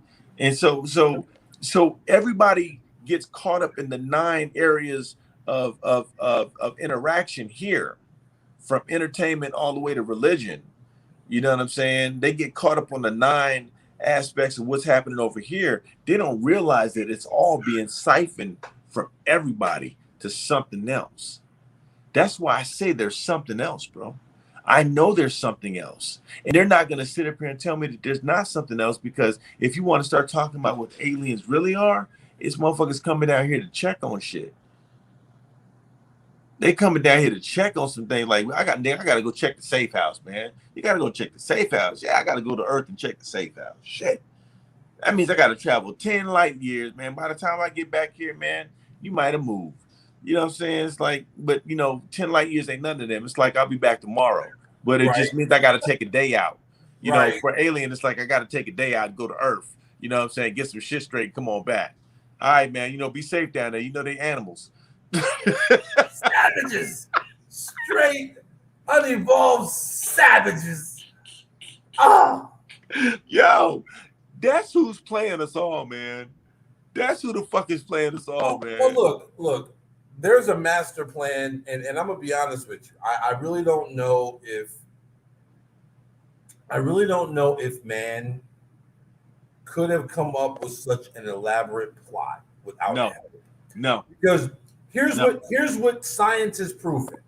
Science has proven that there was a bottleneck in time to where world population damn near was gone. Bottlenecked. They said and this was like back in like 2010, 2012-ish. They were talking about, look, if we wouldn't have bottlenecked as a species, we right now should be much more evolved than we are. I mean, like, no 2 people should have the characteristics that look the same. None. Basically, they said the reason why that is because pretty much everything did bottleneck, and everything pretty much had to start all over again, which means that's why certain people have similar features, but they shouldn't by this time. Everyone should pretty much look very different. Our minds should be more advanced. We should, as a species, be way more ahead of the game than we are, but we're not. Why? Life events. They say Vesuvius erupted, basically blacked out the sun. And at that point, that was a problem. Yep. Pretty much everything died. Everything died because they couldn't get sun, food couldn't grow, everything got really cold. Died. A lot of people died. But guess what? Guess where some of the richest land is at?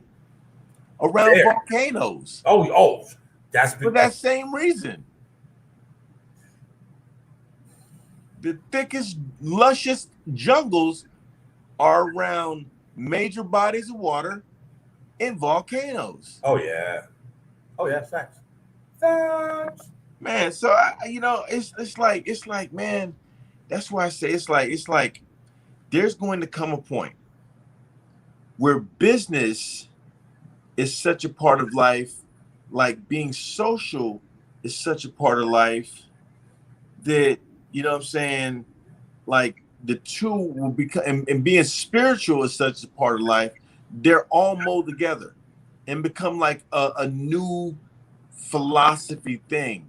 You know what I'm saying? Because what we're being raised from right now, believe it or not, some of us are being raised from the niggerdom that's ensuing right now.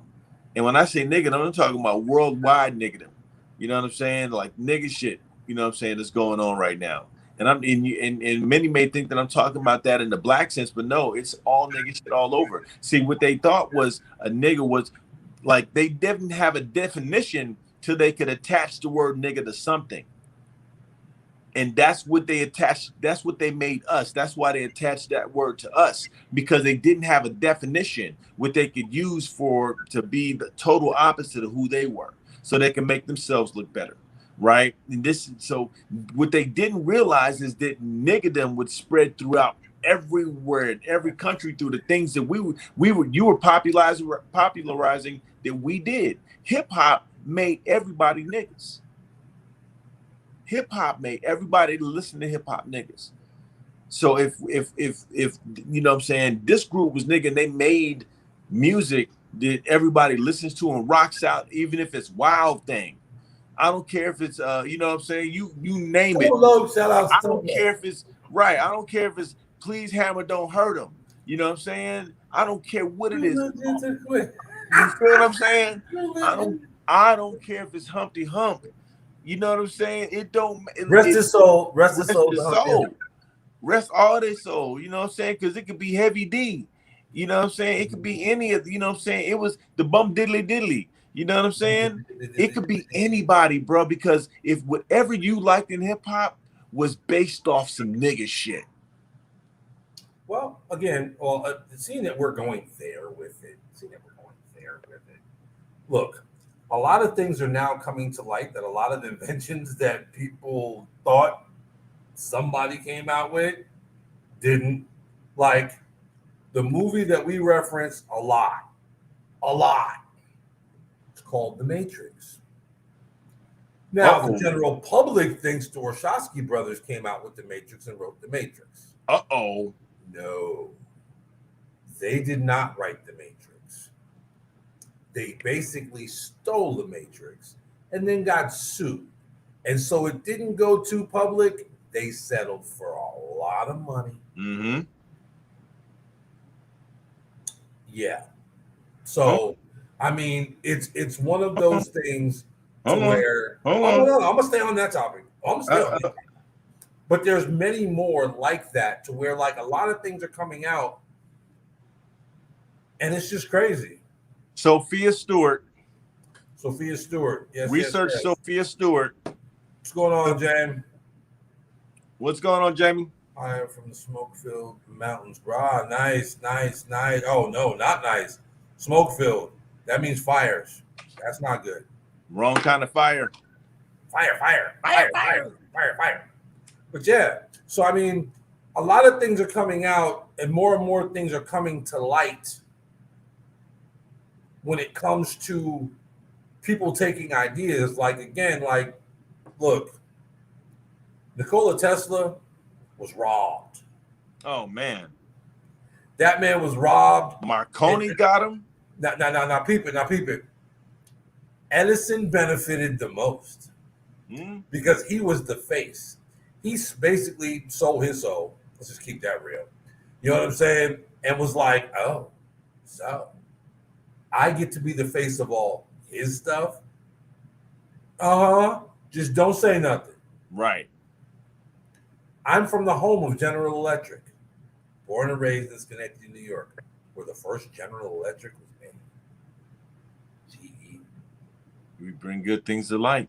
The Electric City. Well, actually, no, I digress. That was closer to Niagara Falls, but GE wasn't Schenectady. It was the first one that was not at the falls because that's what they used to make the energy. Was the falls, but so I just want to give people a history lesson on that. But yeah, General Electric, Schenectady. But I mean, look who else benefited. Marconi. You know what I'm saying? Marconi hit him over the head for the radio.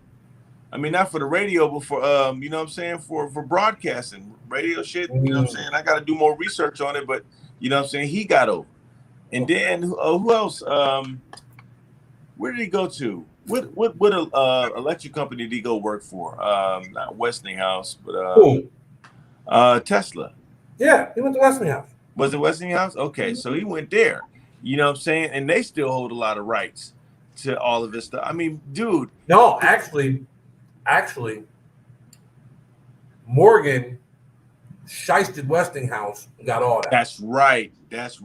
See, here's the thing. Got all that.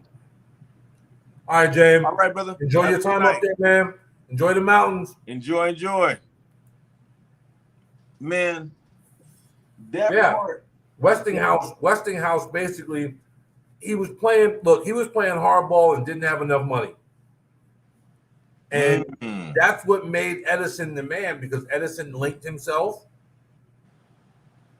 with the largest American financial family at the time. Morgan had literally monopolized America and was like, okay, so I'm gonna back this. So I got the money, you're the face. And Edison stayed the face. He stayed the course. He never let on that actually, yeah, this is Nikola Tesla's work. And this is his work, and this is his work, and this is his work, and this is his work, and this is his work. People, do you realize that he created wireless energy damn near 50 years ago? 50 years. Like, wireless energy, people. This isn't new. Not at all. Like, literally, do you realize that we should, by now, this is real talk now, we should, by now, not only have wireless energy, we should have telegraphic stuff on the walls. There shouldn't be TVs anymore. There should just be a little ball that projects stuff on the wall, and that's your TV. And telephone calls, basically, at this stage of the game, we're so far behind. We are so far behind. And here's the thing, not all of us are behind. Because I'm going to fill you in on a little secret. What's that little secret? I want to know about a secret. I like secrets. In my days of doing door-to-door, I did door-to-door in Washington State. Gorilla. So in doing door-to-door, I was selling Monotronics home alarm systems, right? So I knock on a guy's door. He's a contractor. He invites me in. He wants to get his house done. He's like, yeah, I can put this stuff in myself, some installation. I was like, just get the wireless. He's like, oh, yeah, why hardwire? Like, yeah, why hardwire? So he gets to tell him, he's like, yeah, man. He's like, speaking of wireless, he's like, you know, my company's doing some work right now at Bill Gates' house. Now, you know how long ago that was. We're talking like early 2000s, right? Real early 2000s. He's like, yeah, we're doing some work in Bill Gates' house. He's like, he's like, when I tell you, you have to have a badge clearance to get into certain parts of his house. He's like, the shit's real. It's like Space Odyssey 2000. You're walking through the house and the lights are following you. When you're gone, the lights turn off. When you're there, the lights are on. He's like, everything with a motor is in a different part of the house. I'm like, what the fuck are you talking about? He's like, yeah, everything's wireless. I'm like, what do you mean? He's like, there's like, you don't hear anything. His house is basically silent. Everything is being powered, and the power's coming from somewhere else. Everything in his fucking house is wireless. Everything from the fridge to the stove to the anything that has a motor that makes a sound is somewhere else in the house that you can't even hear it. I'm like, yeah, that's what Space Odyssey 2001 shit. Yeah. Like, damn. Like he on some old other. They were like, look, man, you have no idea that how, and it was gigantic right there in Redmond. He's like, and there's so much of the house we'll never see. Because you literally have to scan in. Boop, boop, boop. Or you ain't getting in. It's just that simple. So, yeah. There's, look, man, the wealth that's out there right now, like, do you think they're getting it by themselves? Or who are they looking at? They're looking at something otherworldly. Why do you think they all know about the occult? Why do you think you got all of these people taking pictures? Yeah. Why do you think taking pictures?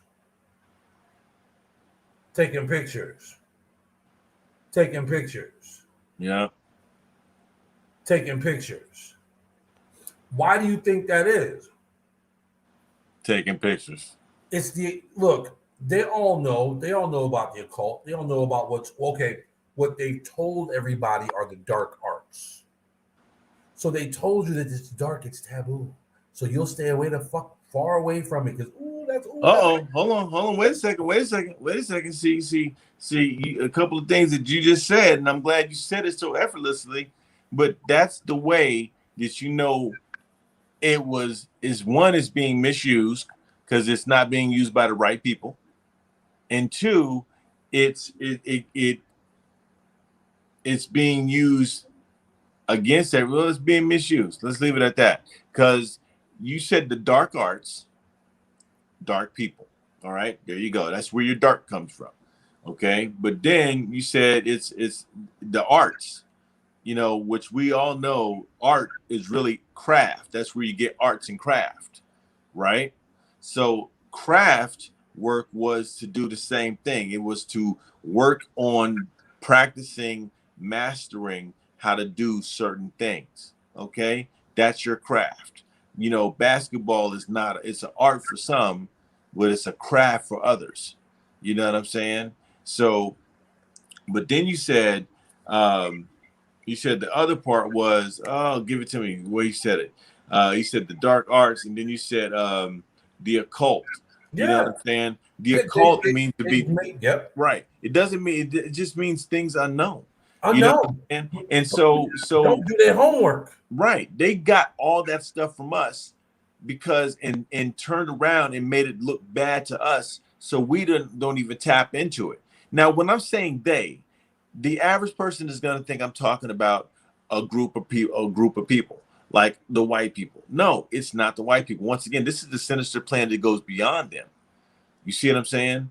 They're pawns. They're pawns in the game, bro. Oh, they're on the other side of the board. But it's not that they're playing against us. It's just that we're being used too. See what I'm saying? We're like, so what my little brother was telling me is like, what if this whole idea of the struggle and like we've already found out that the Middle Passage almost damn near did not even happen. That was some other bullshit. Now, after being brought to that level of realization, I had to look at it like, okay, so if that didn't happen and we were just brought from up north to down south or brought around to the Gulf, you know what I'm saying? Or brought from this island to this island, and it wasn't even no big slave ships. It was just little like skimmers. and shit. You know what I'm saying? And listen, I'm trying to tell you that them thinking that this shit is all inclusive, like to just us, it's not. Because what they're missing out on is what we could synergistically create together. And that's where the evolution happens at. Well, again, the separation. See, the separation isn't human. Humans don't separate because basically it's just innate nature. What would you separate from? What would you separate from? If you're a human and you're no longer wanting to be human, that's one thing. But what are you going to become? You're going to have to introduce something into your body that's going to either transform you into something organically or transform you into something, you know what I'm saying, inorganically, right? So that's, I mean, other than that, you can't leave yourself. You can leave your mind and lose your mind, and then you just end up sitting in a room like this while your mind is somewhere else. Who knows where your mind goes, back to your conscious point, and then, you know, maybe to another conscious or recycled, who knows? You know what I'm saying? But, you know, like, where do you go if you don't want to be human no more? You see what I'm saying? Oh, there is no answer. I mean, there probably is an answer, but I'm just saying. There's definitely some thought on that. But really quick, people, we are now at the 2-hour mark. So what we're going to go ahead and do is pay a little billsies real quick. You know what I'm saying? Take a little pause for the cause, and then we're going to come back and we're going to talk about some answers to that, because there are definitely some things that need to be talked about when it comes to that, because that is a very deep, dark rabbit hole that we are going to swing that vine down. But we are going to be right back with you. Again, this is a word from our sponsors. Gorilla.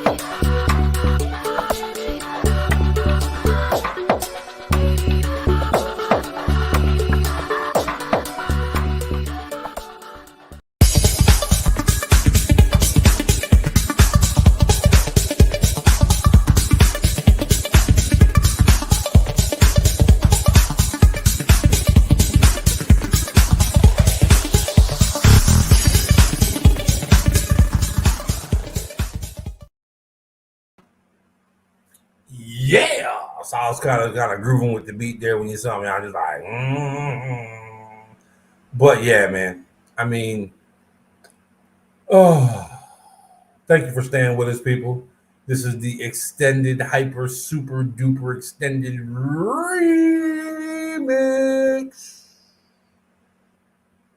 of the Earth and Sky weekly wrap up show. But this is the After Dark Earth and Sky interactive weekly wrap up quantum edition, where we talk about basically a lot of things that a lot of people want to say. It's not about the news. It's not about trying to get you, I don't know, bring you up to speed, at least make you more aware of what's going on in the world. What we're talking about now is getting you back to what's going on in you.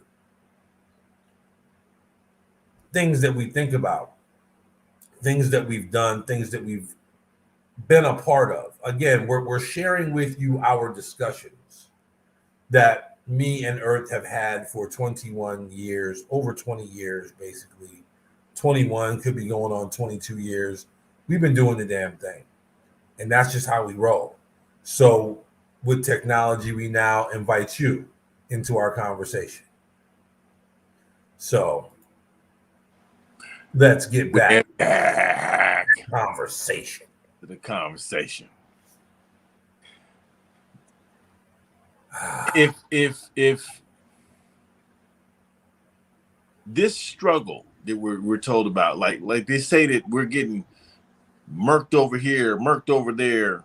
What if we're really not getting murked over here? What if we're really just like, there's something going on, but it's highlighted so much because so many more of us are doing what we're supposed to be doing and working and good, productive individual citizens. Because I don't know, there's been very few times when I've been anywhere, and I've been in parts of Florida, I've been in parts of Georgia, parts of Texas, California, what I'm saying, Virginia, parts of Washington, parts of Portland, where you would expect something to jump off, some type of just all of a sudden out of nowhere, boom, boom, boom, bang, bang, bang. Nothing. And I'm not asking for it, but I'm just saying, like, you hear these things promoted, like, Well, they're promoting or they're propagating certain things and suppressing others. Mm-hmm. So we're gonna propagate the fuck shit, but we're gonna hide the truth. And see, that's the biggest problem. That's the biggest problem. Again, like we talked about before, a lot of things now they can't suppress. A lot of things, a lot of truths. I guess a lot of NDAs are now extinct, so certain things can now be talked about Right. publicly. Statute of limitations, whatever. I don't know what the hell you want to call it. But a lot of information is now coming out. But then again, let's propagate the fact of keeping you away from the knowledge. Let's propagate the fact of like, well, yes, look, man, prime example of that. This was again back in the mid 90s now. So it's the mid 90s now. I say mid, yes, mid 90s, getting towards the late 90s. I'm doing door to door in Utah. I'm talking to people who have never talked to an indigenous American before. They've never even seen one live before. Trust me when I tell you they were asking me all types of questions. And they picked the right one because basically I wasn't attacking them. I wasn't calling them racist. They just didn't know. Like literally just didn't know. Like all they knew was TV. All they knew was gangster rap. And all they knew was NWA. And all they knew was what you saw on TV, which was black people are drug dealers and pimps and criminals. Or you're an athlete. Or you're a drug addict. You're not articulate. You're not smart. Nope. And all the black people or indigenous peoples, should I say, that they did see were all in school on sports scholarships. And they knew who each one of them were and knew their families. So, again, that was all propagated. So I'm sitting there in Utah like, whoa, like y'all really are out of touch. A prime example of that. Now, this is documented for the world to see. Okay. There was a show back when MTV actually had like music. There was a show, season 1 of The Real World, where they took people from all over the country, old school walks of life, and pretty much threw them in an apartment. Well, there was a young lady from Utah. Beautiful, beautiful state. I suggest you go there. The Red Rocks, amazing, especially in the sunset. Trust me, great people, good food. Don't let the hype fool you. Okay, she ran into an individual that was from the city. She just didn't know, and he just didn't give a fuck. Like, she would ask a question, and he'd be like, "You racist bitch." She was shook, like, "Oh, this is what I'm talking about. All you are the same." Oh no, she. Now, mind you, I don't know what ended up happening to her. She was traumatized during that season and may have never come out of it. He, on the other hand, is an award-winning writer right now.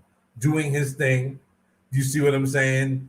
He was a journalist then. He's still a journalist now, and he's doing his thing. He's doing big things. But it's just they took Puck, who was, never forget Puck, because Puck was like the skateboarder dude who just really didn't care. He really didn't care. Right. Like, but they took people from and had a big sociology experiment in front of you. Like, so I'm thinking, like, is it really like that? But I went out there. I was out there. They just didn't know. They never had the experience. Ever. So again, compartmentalize. Yep. Separate. Because the left don't know what the right's doing. No. And they keep it that way. So that way you never catch up. You're always going to be behind. Why? Because they're always going to pull a string and keep you behind. And you know what's crazy? They even control how we celebrate the two. Like when you get that group in the middle that celebrates both, you know what I'm saying? Like, man, I got family that's like half white. So, you know what I'm saying? Like, I mean, truth is what it is, and I love them. That's my fam. You know what I'm saying? But at the same time, you know, we're put here to be pitted against one another, while something else and someone else benefits. You know what I'm saying? From the lack of integration and over integration in some areas. You know what I'm saying? So it's like trying to find that balance, but we're gonna mix. We're gonna mix. You know what I'm saying? Why? Because we're under the love program right now. You know what I'm saying? And that love program is like, hey, you know, we all get along. We all sing the same song. So if we all sing the same song, then it's okay. Martin Luther King said one day, you know what I'm saying, there won't be no differences as far as colors go, because we'll all be the same color. What was he telling you about? He was telling you about when, you know what I'm saying, melanin is in everyone. Well, okay. Seeing that you went there with it, Earth. Did I switch gears again? No. Oh, You didn't switch gears. Seeing that you went there with it, I'm gonna go. I'm a deep dive that rabbit hole. Ooh, from Jupiter. Okay, people. Let's keep this 1,000. Matter of fact, we're gonna keep this 1,000,000. We're going 1,000,000 on this one. 1,000,000. 1,000,000. Okay, people.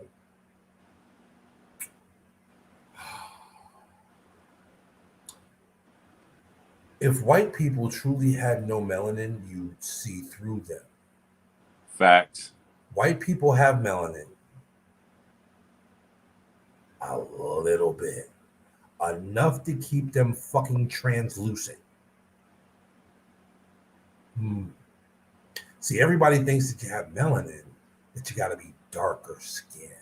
No. Melanin is a fucking pigment. Now, mind you, I've met some people who are ghostly pale.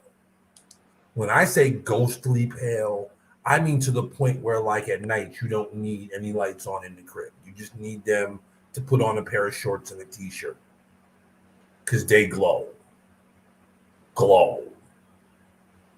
That percentage is fucking tiny. But they can't go out in the sun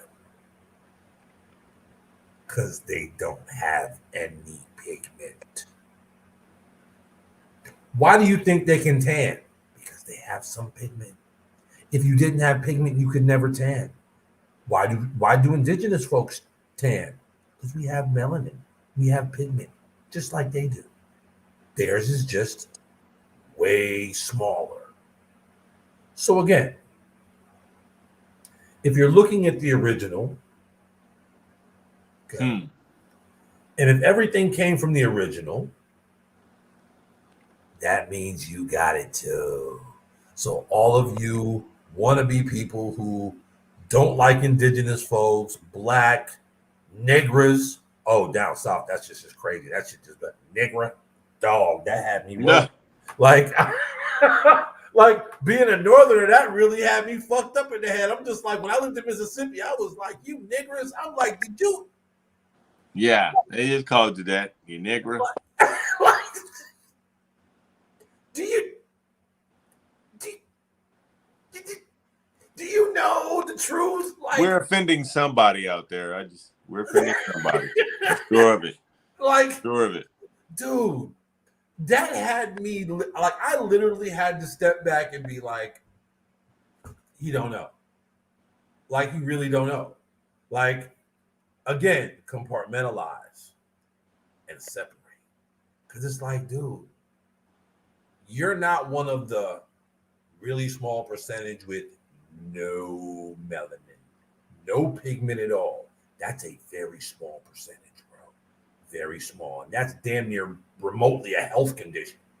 Because every person on the planet, minus that small group, all have melanin. Yep. Again, white people tan because they have enough to tan. Couldn't tan without it. Go to a dermatologist and ask them. They'll tell you.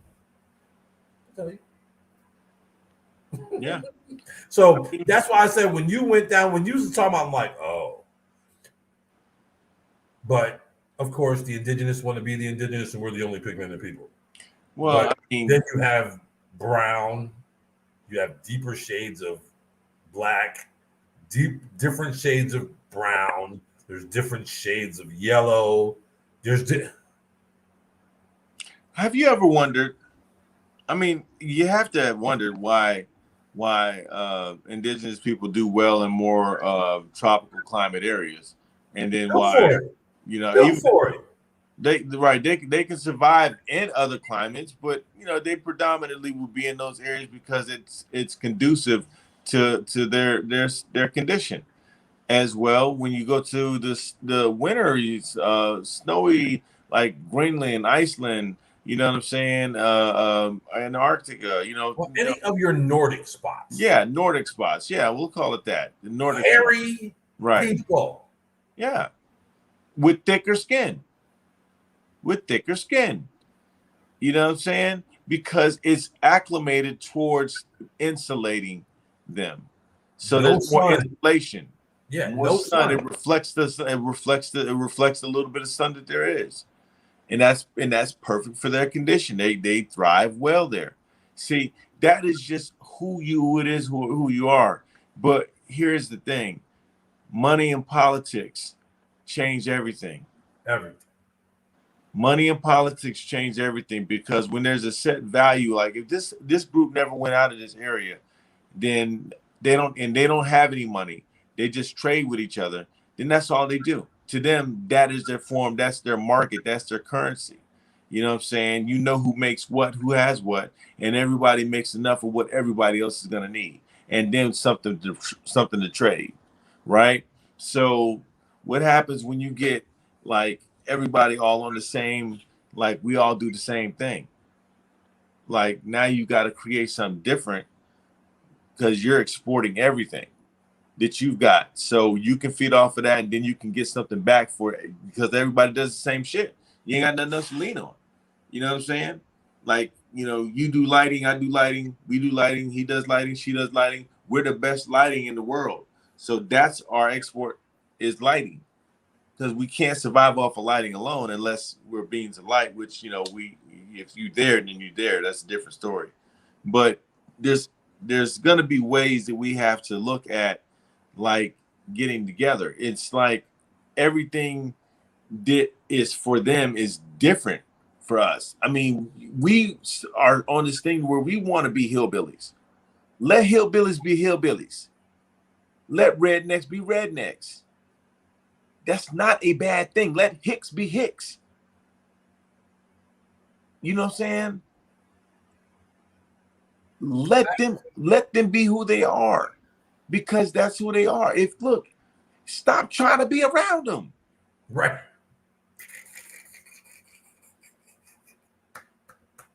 Strong J. Let them do what they do, right? Look, they want to dive into mud and swim with goats and whatever they want to do, bruh. You listen, man. They want to jump in cold ass water and Polar under Bear Club. Polar Bear yeah, Club. you know what I'm saying, bruh. They want to jump off of mountains and into small little pools of water. They want to jump out of airplanes and you know what I'm saying. Can we go there? We going there. All right, we got about another hour. I feel this is gonna take us into the next hour. Listen, man. Listen.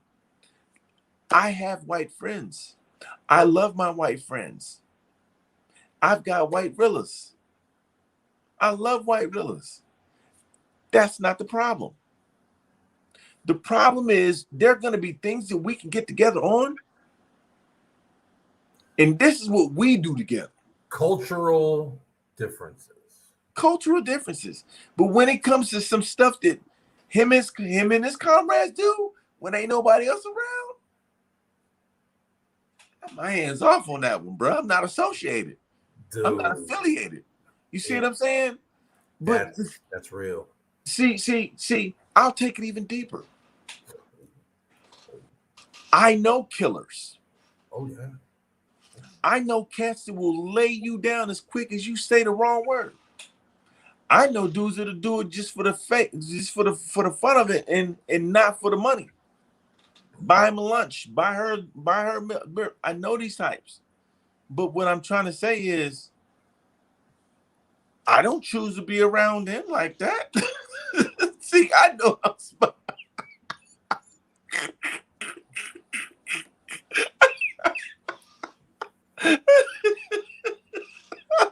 I'm not stupid, bro. Look here, man. I'm in an active look. When I fuck with y'all, I'm in an active situation at all times, bro. Like that's exhausting. Like you know what I'm saying? Like I gotta watch my front, my back, my back, and my front. God, I gotta make sure you don't get killed because you're gonna have to save my ass in this shit. So it's like, yo. Look, now, don't get me wrong. I can go sit up and talk with him, and we can. There's a part where we can all come together, right? You know what I'm saying? It may even be a family function. Yeah, usually it is. Usually it's a family function. That's facts. You know what I'm saying? Usually it's a family function, but let's just say maybe it's a family function. We connect up, but that don't mean I'm gonna start being with them like that all the time either. You know what I'm saying? So, I mean, listen, everybody's got their thing, and you have to let those groups come together to create their groups.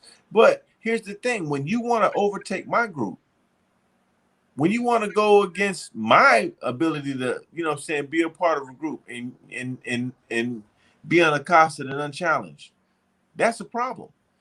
That's why we have situations with policing right now that need to be handled. Because that's a group. That's the blue line is a culture, bro.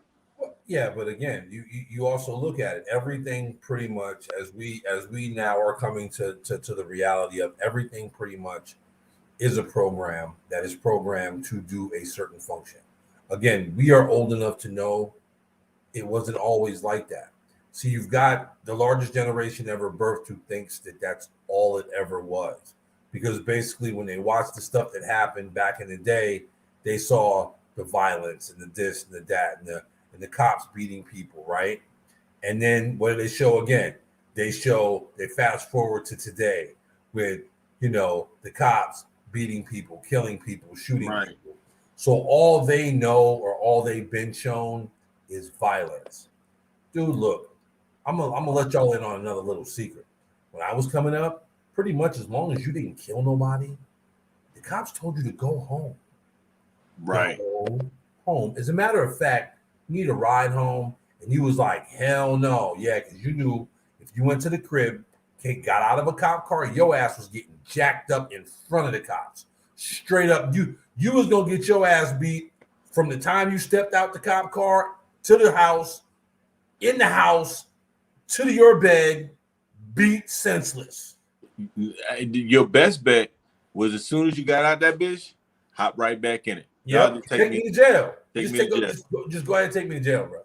Like I will be better off spending the night safer. No. What you got to understand, you got to go get locked up. You see, because if they realize that you was in a cop car and you can't nobody verify that you got locked up that night, they ask you a throat. Like, what you? Oh, you ride with them boys? Was you locked up? What was you with them for? Was you under arrest? That's the first question they gonna ask you. Was you under arrest? Like, y'all got to arrest me. Matter of fact, I tell you what you do. Before we even get off and take off for you to drop me off at home, go ahead and put them handcuffs on me. Just put them on. We gotta make this look real right. Because either way, I'm gonna get fucked up. Right. But it's just the fact to see back then, it was different. Yeah. It was different. Like if law enforcement had to pull the tool on you, you got shot in your leg. Yeah. You got shot in your shoulder. Right. There were no headshots. There were no chest shots. There were no vital organs being hit. Unless it was who doing what do who. Right. Then we know what it is. Well, that was going back, and that was just somebody gonna get shot first. Right. You see what I'm saying? But it was a different time, people. It was different. Like, prime example, where I'm from, there was a certain cop. I'm not gonna name any names because I don't want to put his business out there like that, his family name out there. But this cop was down with the PAL, which is the boxing association. It's boxing. And he was one of the boxing coaches. And he literally would arrest you or detain you, and you had done something wrong.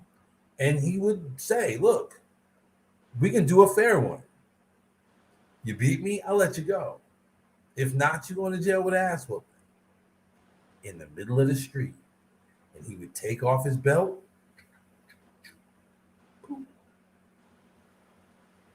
Take off all his stuff.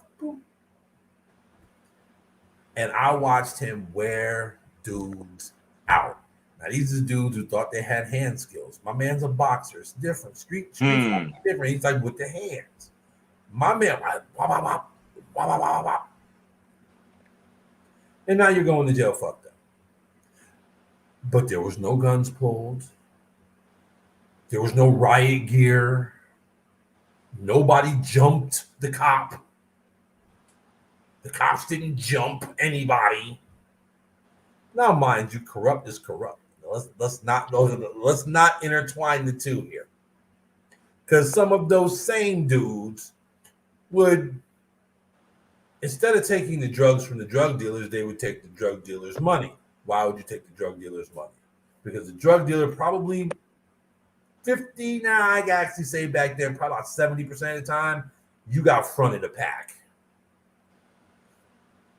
You don't have the money, which basically means, yo, peep this. We gonna go smoke some of this weed that we confiscated from somebody else. Right. We gonna wait to hear boom, boom, boom, boom. Finish smoking. Then we gonna call the coroner, and we gonna show up with the coroner. Why? Because basically they just because you short on your pack. Right. You ain't getting another one. You ain't leaving, but except for in the bag. So they knew exactly what they were doing. It was like, okay, so we'll allow the system to police itself. Right. And we'll just collect the bodies. That's all we'll do. So we'll take them. And literally, when you see them pull up on the block, it was like, oh, shit. Cats was bailing out other cats. Like, yo, man, fuck, they shit me down. They took my shit. Oh, word? How much product you got left? Cats would go back, all of a sudden turn into chefs again. Why? Because we got to double this up. Right. We're going to have to somehow double this up. Cats be like, look, man, yo, fuck. It's almost like we throwing a fun, like, oh, shit. All right, man, y'all got the extra 100. I got an extra 100. All right, man, fuck. Good looking out. But that's the shit. That's corrupt. All corruption. But that was the money side. But nobody was dying. Nobody was getting caught up. And it's the funniest thing in the world. Literally, some movie type shit. The same shit that happened in Training Day, I've watched happen over and over and over again. I lived what was called Hamilton Hill. Hill? Why is the hill always the bad part of town? Right. Hilltop. So right. So now all of a sudden it'd be a certain time of night, and yes, there's quite a few of us on the block. Facts. Back then we just congregated. So cars would come through. These cars were not from the neighborhood. These cars had people in it that didn't look like us. The cops would literally drive past us, pull them over, and be like, "The fuck are you doing over here?" And we're listening to the conversation. What the fuck? And they're screaming at them. What the fuck are you doing over here? Oh, we just came over here and we were looking for a pizza spot or something open late to eat. Shut the fuck. Do you know where you're at? Yeah, you're over here buying drugs, aren't you? Oh, dude. Like, so it was literally like that scene in Training Day when he shook the kids down for the drugs, like, give it up.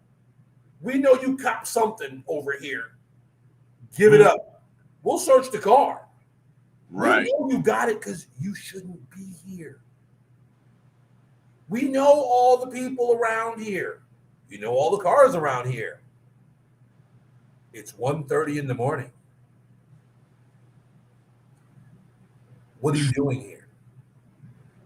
Well, I was just trying to go to Royal Fried Chicken. No, you wasn't.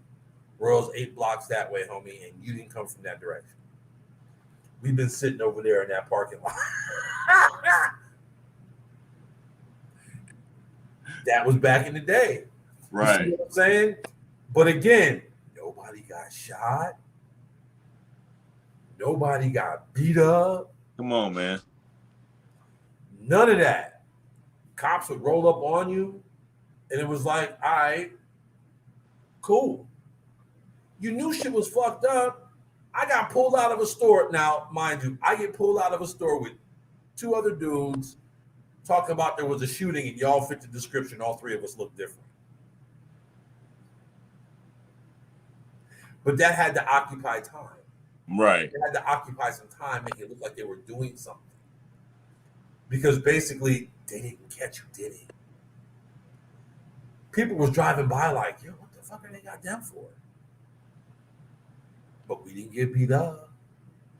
We didn't get shot. Right. Nowadays, mind you, there are plenty of good. Plenty.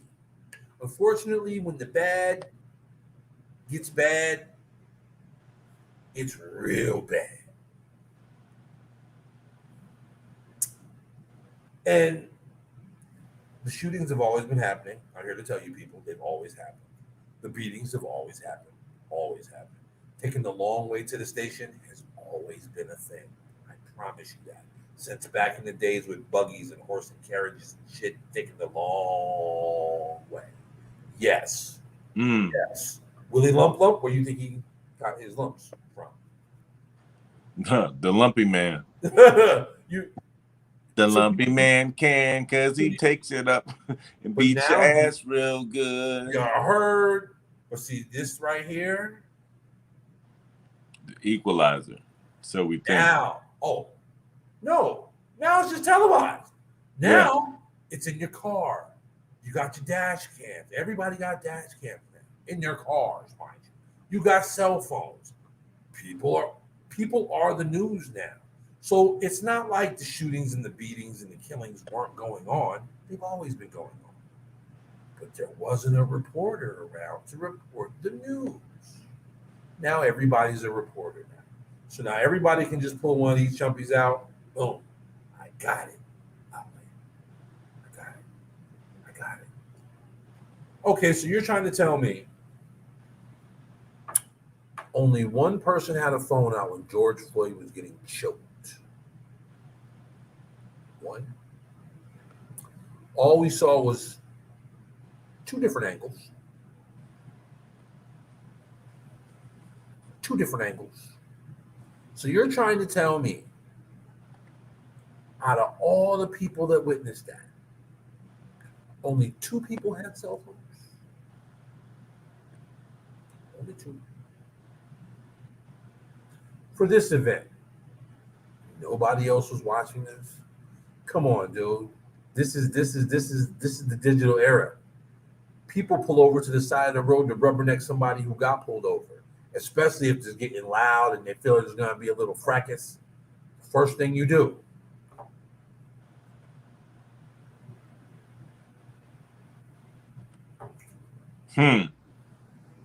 So now everything is basically coming to light because you can't hide it now.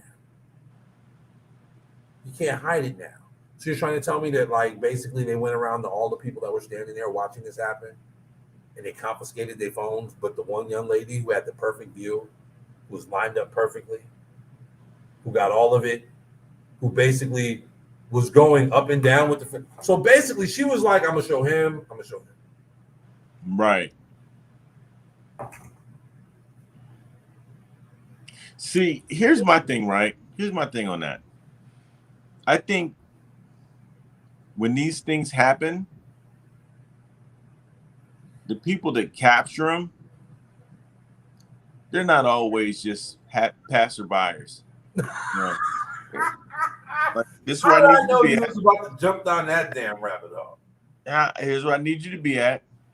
And I need you to start with the camera. You know what I'm saying? That's all you got to do. If you got people that are paid to harass you silently, you know what I'm saying? You pretty much, you know what I'm saying? The stuff that they're doing, man, is like, it's just amazing. But at the same time, it lets me know that it's all a simulation for something bigger. You know what I'm saying? And that's just, I just don't know what that bigger is. Like, is this all the testing ground to see how our emotions are adapting to things and different certain stimuli? Or, you know, I don't know. Don't think about it. It's called control, sir. Control. Yeah. Control. Because basically, again, if you know, that's why I said it really can't just be a human brain that what we know as being human, put it that way, Right. who's orchestrated, because this has been going on for centuries, Right. tens of thousands of centuries. This has been going on, and it's hard for me to think that, like, a person who basically is like us sat here and said, I'm going to think of a way to make everybody think they're free, but actually make them all slaves. All of them. And I'm going to start this right now. This has been going on for a very long time, people. This is not new at all. Really?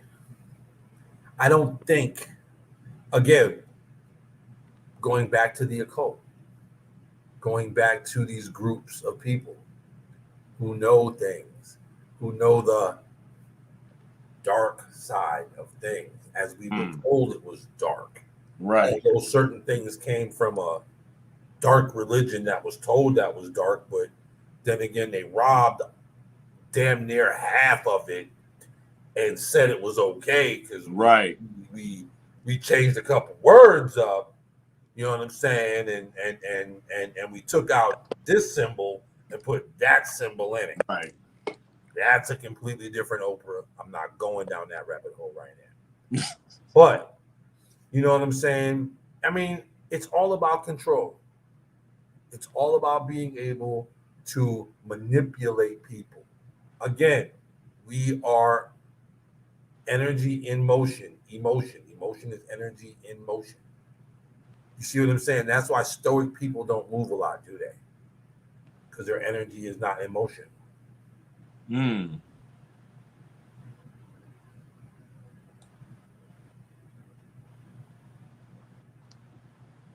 But emotion. Different. I'm happy. I'm different. Emotion. I'm sad. You don't see sad people crying like,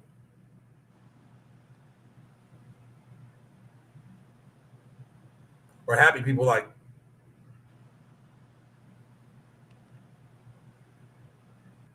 That's called fucking catatonic, people. Right. do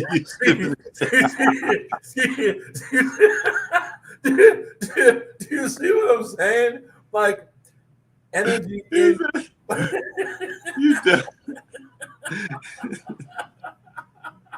It's called catatonic, people. Like, we're energy in motion. Right. So the easiest way to manipulate the human species is to use your emotions against you. Doubling back on the whole fear thing.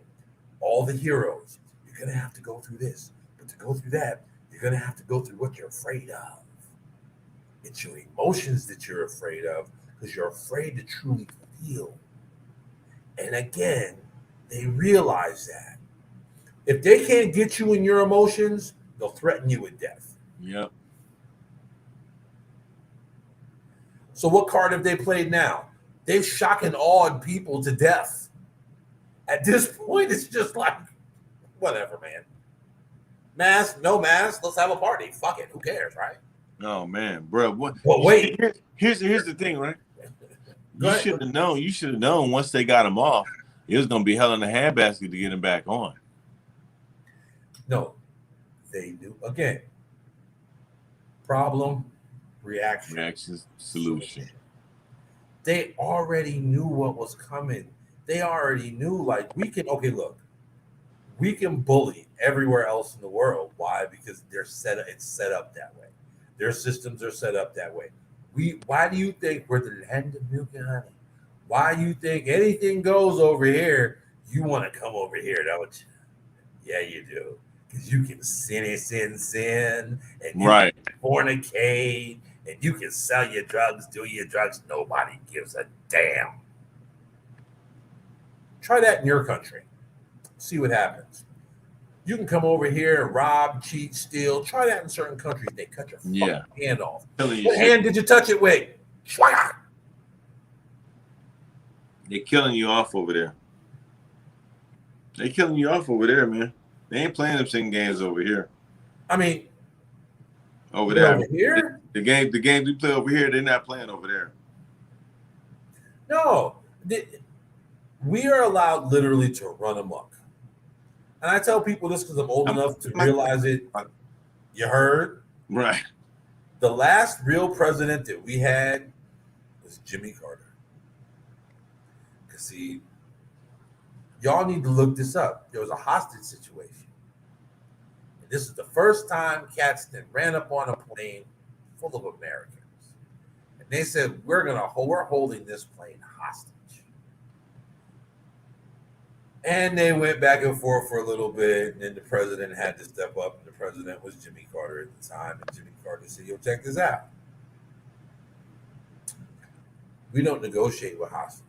As a matter of fact, you're going to let everybody off that plane, or we're just going to take you all out. If you're going to kill them anyway, it really doesn't matter, but you're going to die today. What happens? The door opens up. The hostages got the fuck off the plane.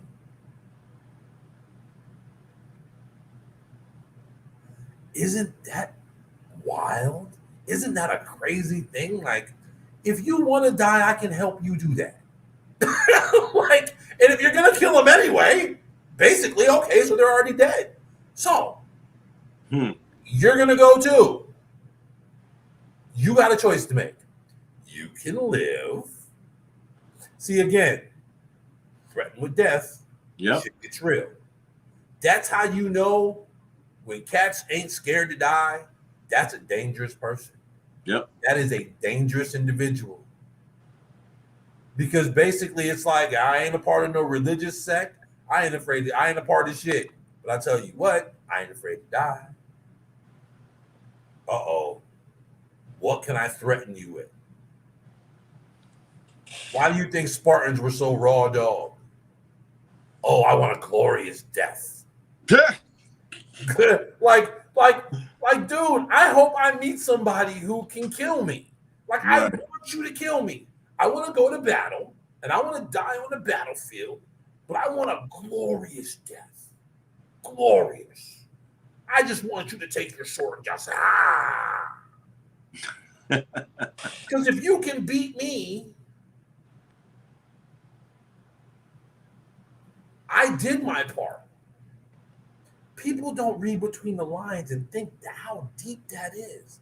That you had a whole group of people whose whole existence was nothing but fucking killing. That's it. That's all they did. Like the Athenians, and they had their architecture and their music and their arts. And you had the Spartans, and they were like, yo, check this out. We whoop ass. That's what we do. That's what we do. Our Navy, they whoop ass. Nobody talks about them in the second movie. That was real too. They whoop ass.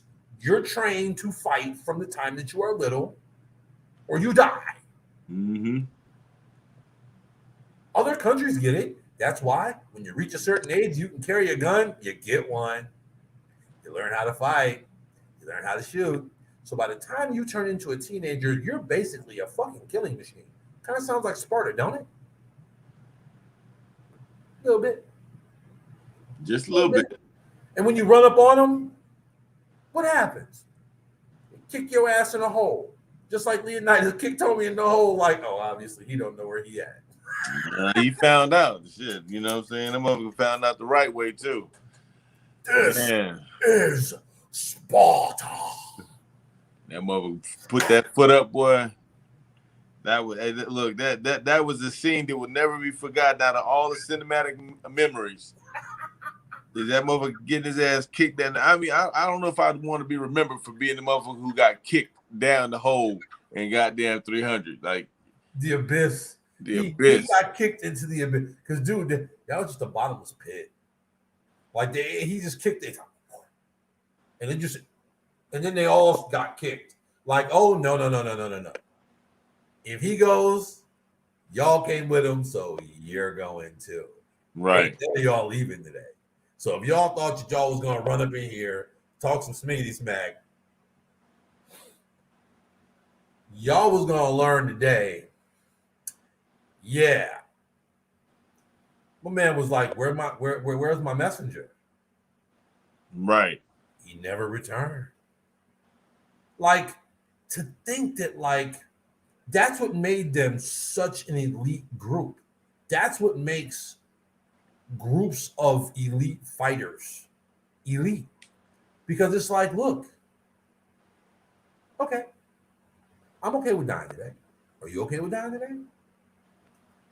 Hope so. Are you? Basically, one of us ain't gonna make it, and I'm okay with that. That's a special kind of different. That's a special kind of different right there. Because, like I said, what do you hold over that person's head? What do you threaten them with? I'm gonna take everything you got. Like I give a fuck. Right. Okay. If I don't get you first, like the level of freedom it gives you frees you up from the restraints of the program. When Neo figured out, I can't really die in here. He became the shit. Right. The shit. Like, oh, y'all Smiths? But what he didn't count on was the simple fact of the merger when he didn't count on that, which he spit out a Smith who basically, we all know how the movie went. But once he realized that death, no. The bullet said, and he grabs one. Then he hops back in there, and it's like in and out of time. In and out of time. You know what I'm saying? It's like what was the big play on the color coming out of them like that? The different colors and the light coming out of them. Was that with them? Was that a take back on Tron when when Tron would kill one of the robot dudes and whatnot? They turn into like a light and go back to the light, the blue light wherever they came from, the red light wherever they came from, but it goes back. You know what I'm saying? So that take on it, the light that's in you. Like this shell is holding the light in you. You know what I'm saying? Or you would just be like powder. You know what I'm saying? You would just like turn into one. And next thing you know, you out of there. You know what I'm saying? You out of there. The world needs to watch that movie.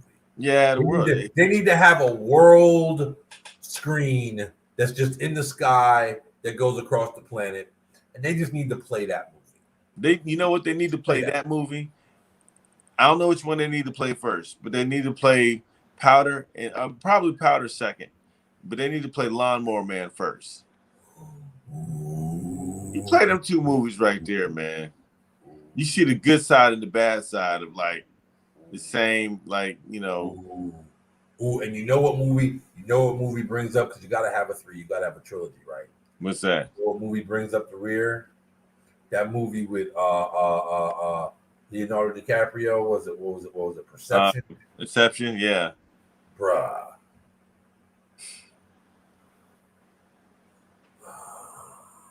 That movie had me so like.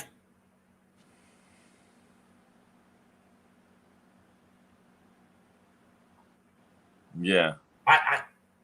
I had to rewatch the movie after just watching the movie, because it had me so long. Like, so y'all basically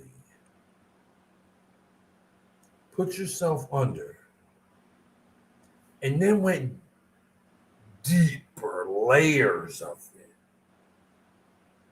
to then be so deep that you would be waking yourself up within layers to get you back the fuck out.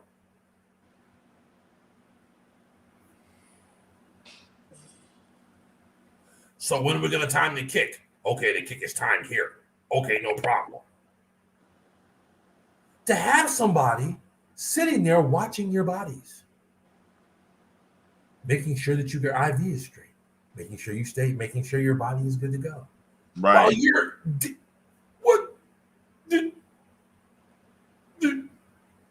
that had me like.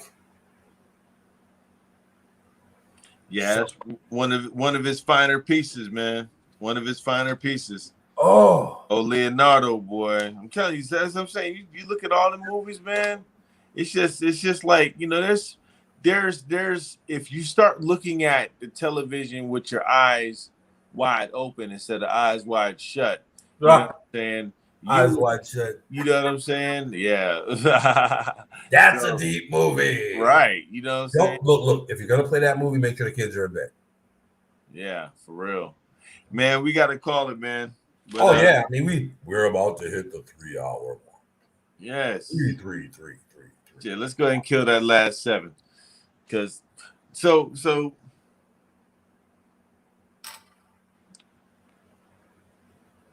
we got in there. Oh, I mean, we talked about this. We talked about that. We talked about the third. Yeah. So we talked about this, that, and the third. Right. To end it on the 3.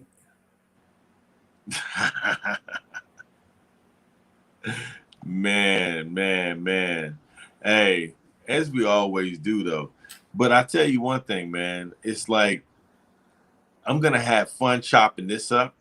Because I think if I just really do that every 15, I'm gonna take that part out of it. I don't want them to know the Well, you chopping. Huh? I said you chopping. Yeah, that's what I'm saying. We'll chop that one out of there. We'll chop that out of there. No, ain't nobody watching, at least clicked to watch. Although, yes, we do understand that you are possibly watching without clicking on it. We would appreciate if you did hit the like, because you can watch on Facebook without actually clicking on it. You can actually watch it, or you can read the captions. We would appreciate if you do that. That you still at least hit the like button, the heart button, the wow button, something. But we know you're there. Let's just put it that way. You know what? tell you who else we know are there. The Watchers. And I gotta get into that show. As a matter of fact, it's the weekend. So you know what I'm gonna do? I'm gonna dive up into that show. Because Yeah. you told me about the watch, and I gotta watch that show. The, Because that's the first one is Captain Britain. No, Captain Britannia. okay. It's either Captain Britain or Captain Britannia. One of the two. I think I want to say it's Britannia. But yeah, you'll see. It's a smooth little flow. I'm interested to see. Hold on, wait a second. I gotta see how many more they got. I'm gonna find out how many more they got. But that I definitely want to get into because I feel like when they start talking about what if in alternate realms of different outcomes and possibilities, it's like my mind is always thinking like, how can I pull from the possibilities of that realm without having been there and known about it, so I try and think about it from that perspective. Like, if it's there, how do I reach out to my other self without compromising things, you know what I'm saying, in order to get that information from them to make this timeline nice, or nicer or better, because that's where I wonder if a lot of things are coming from those areas when people start pulling on information. Like, they think they're pulling it from the deep, dark pits of hell, but you're pulling it from somebody else in a different, They're pulling from the Akashic records. They're actually going to a different timeline to see them in a different timeline, to pull from that data, like you said, right? To bring that back. Yes, people do that, and yes, people, that is very possible. You see what I'm saying? And here's what should let you know that's very possible. Marvel has run out of creativity when it comes to things. So Marvel has now jumped into the multiverse. Yep. So you want to talk about Marvel going backwards? Marvel's not only going to go backwards, they're going to go forwards, left and right, all at the same time. All at the same time. So you're going to see a young Tony Starks. You're going to see a Captain America, like the middle part of the story that you never saw. You're going to see things about these people, these Marvel characters in the multiverse, because basically they're not dead. They're in a different timeline. So what does that tell you? Again, watch movies. They're trying to tell you something. They're also trying to tell you that, guess what? Right next to you is a completely different timeline that the eyes take in more data than the brain can compute at one time. Right. There are things next to you, around you, going on that you can't see.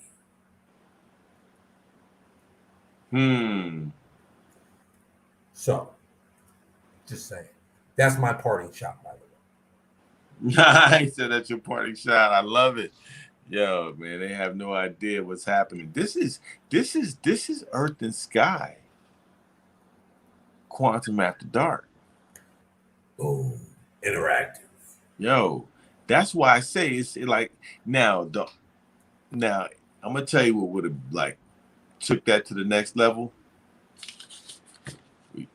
Like we did with the Sophia Stewart or whatever. Man, I'm telling you, like, we're like walking down the holes because the information's there. Oh yeah, man, you gotta we walking down the hole. Like, come on. But you know what? Watch when I go back and chop this up. Chopper style, chopper style. Man, you walk them down like we like. We're just inviting people in. Come on into the World Wide Web. Y'all are welcome into our conversation anytime. Come on into the convo, man. Look, this is the interactive thing, man. That's why it's Earth and Sky interactive. You see it right up there. Excuse me, right up there. Excuse me, right up there. There we go, right up there. Right there. You see that right there. Like I can touch it. Boink, boink, boink. Hey, man, look, man, we appreciate y'all here. at Earth and Sky Interactive, me and my man Sky, you know, getting used to these mugs right here. Yes. Going nowhere. Get used to these mugs right here. You know what I'm Going saying? nowhere. Is this conversation? You're gonna thank us later. You'll thank us later. But for now, Earth and Sky unite, baby. You know how we do Boom. it. Peace. Hey. You already know.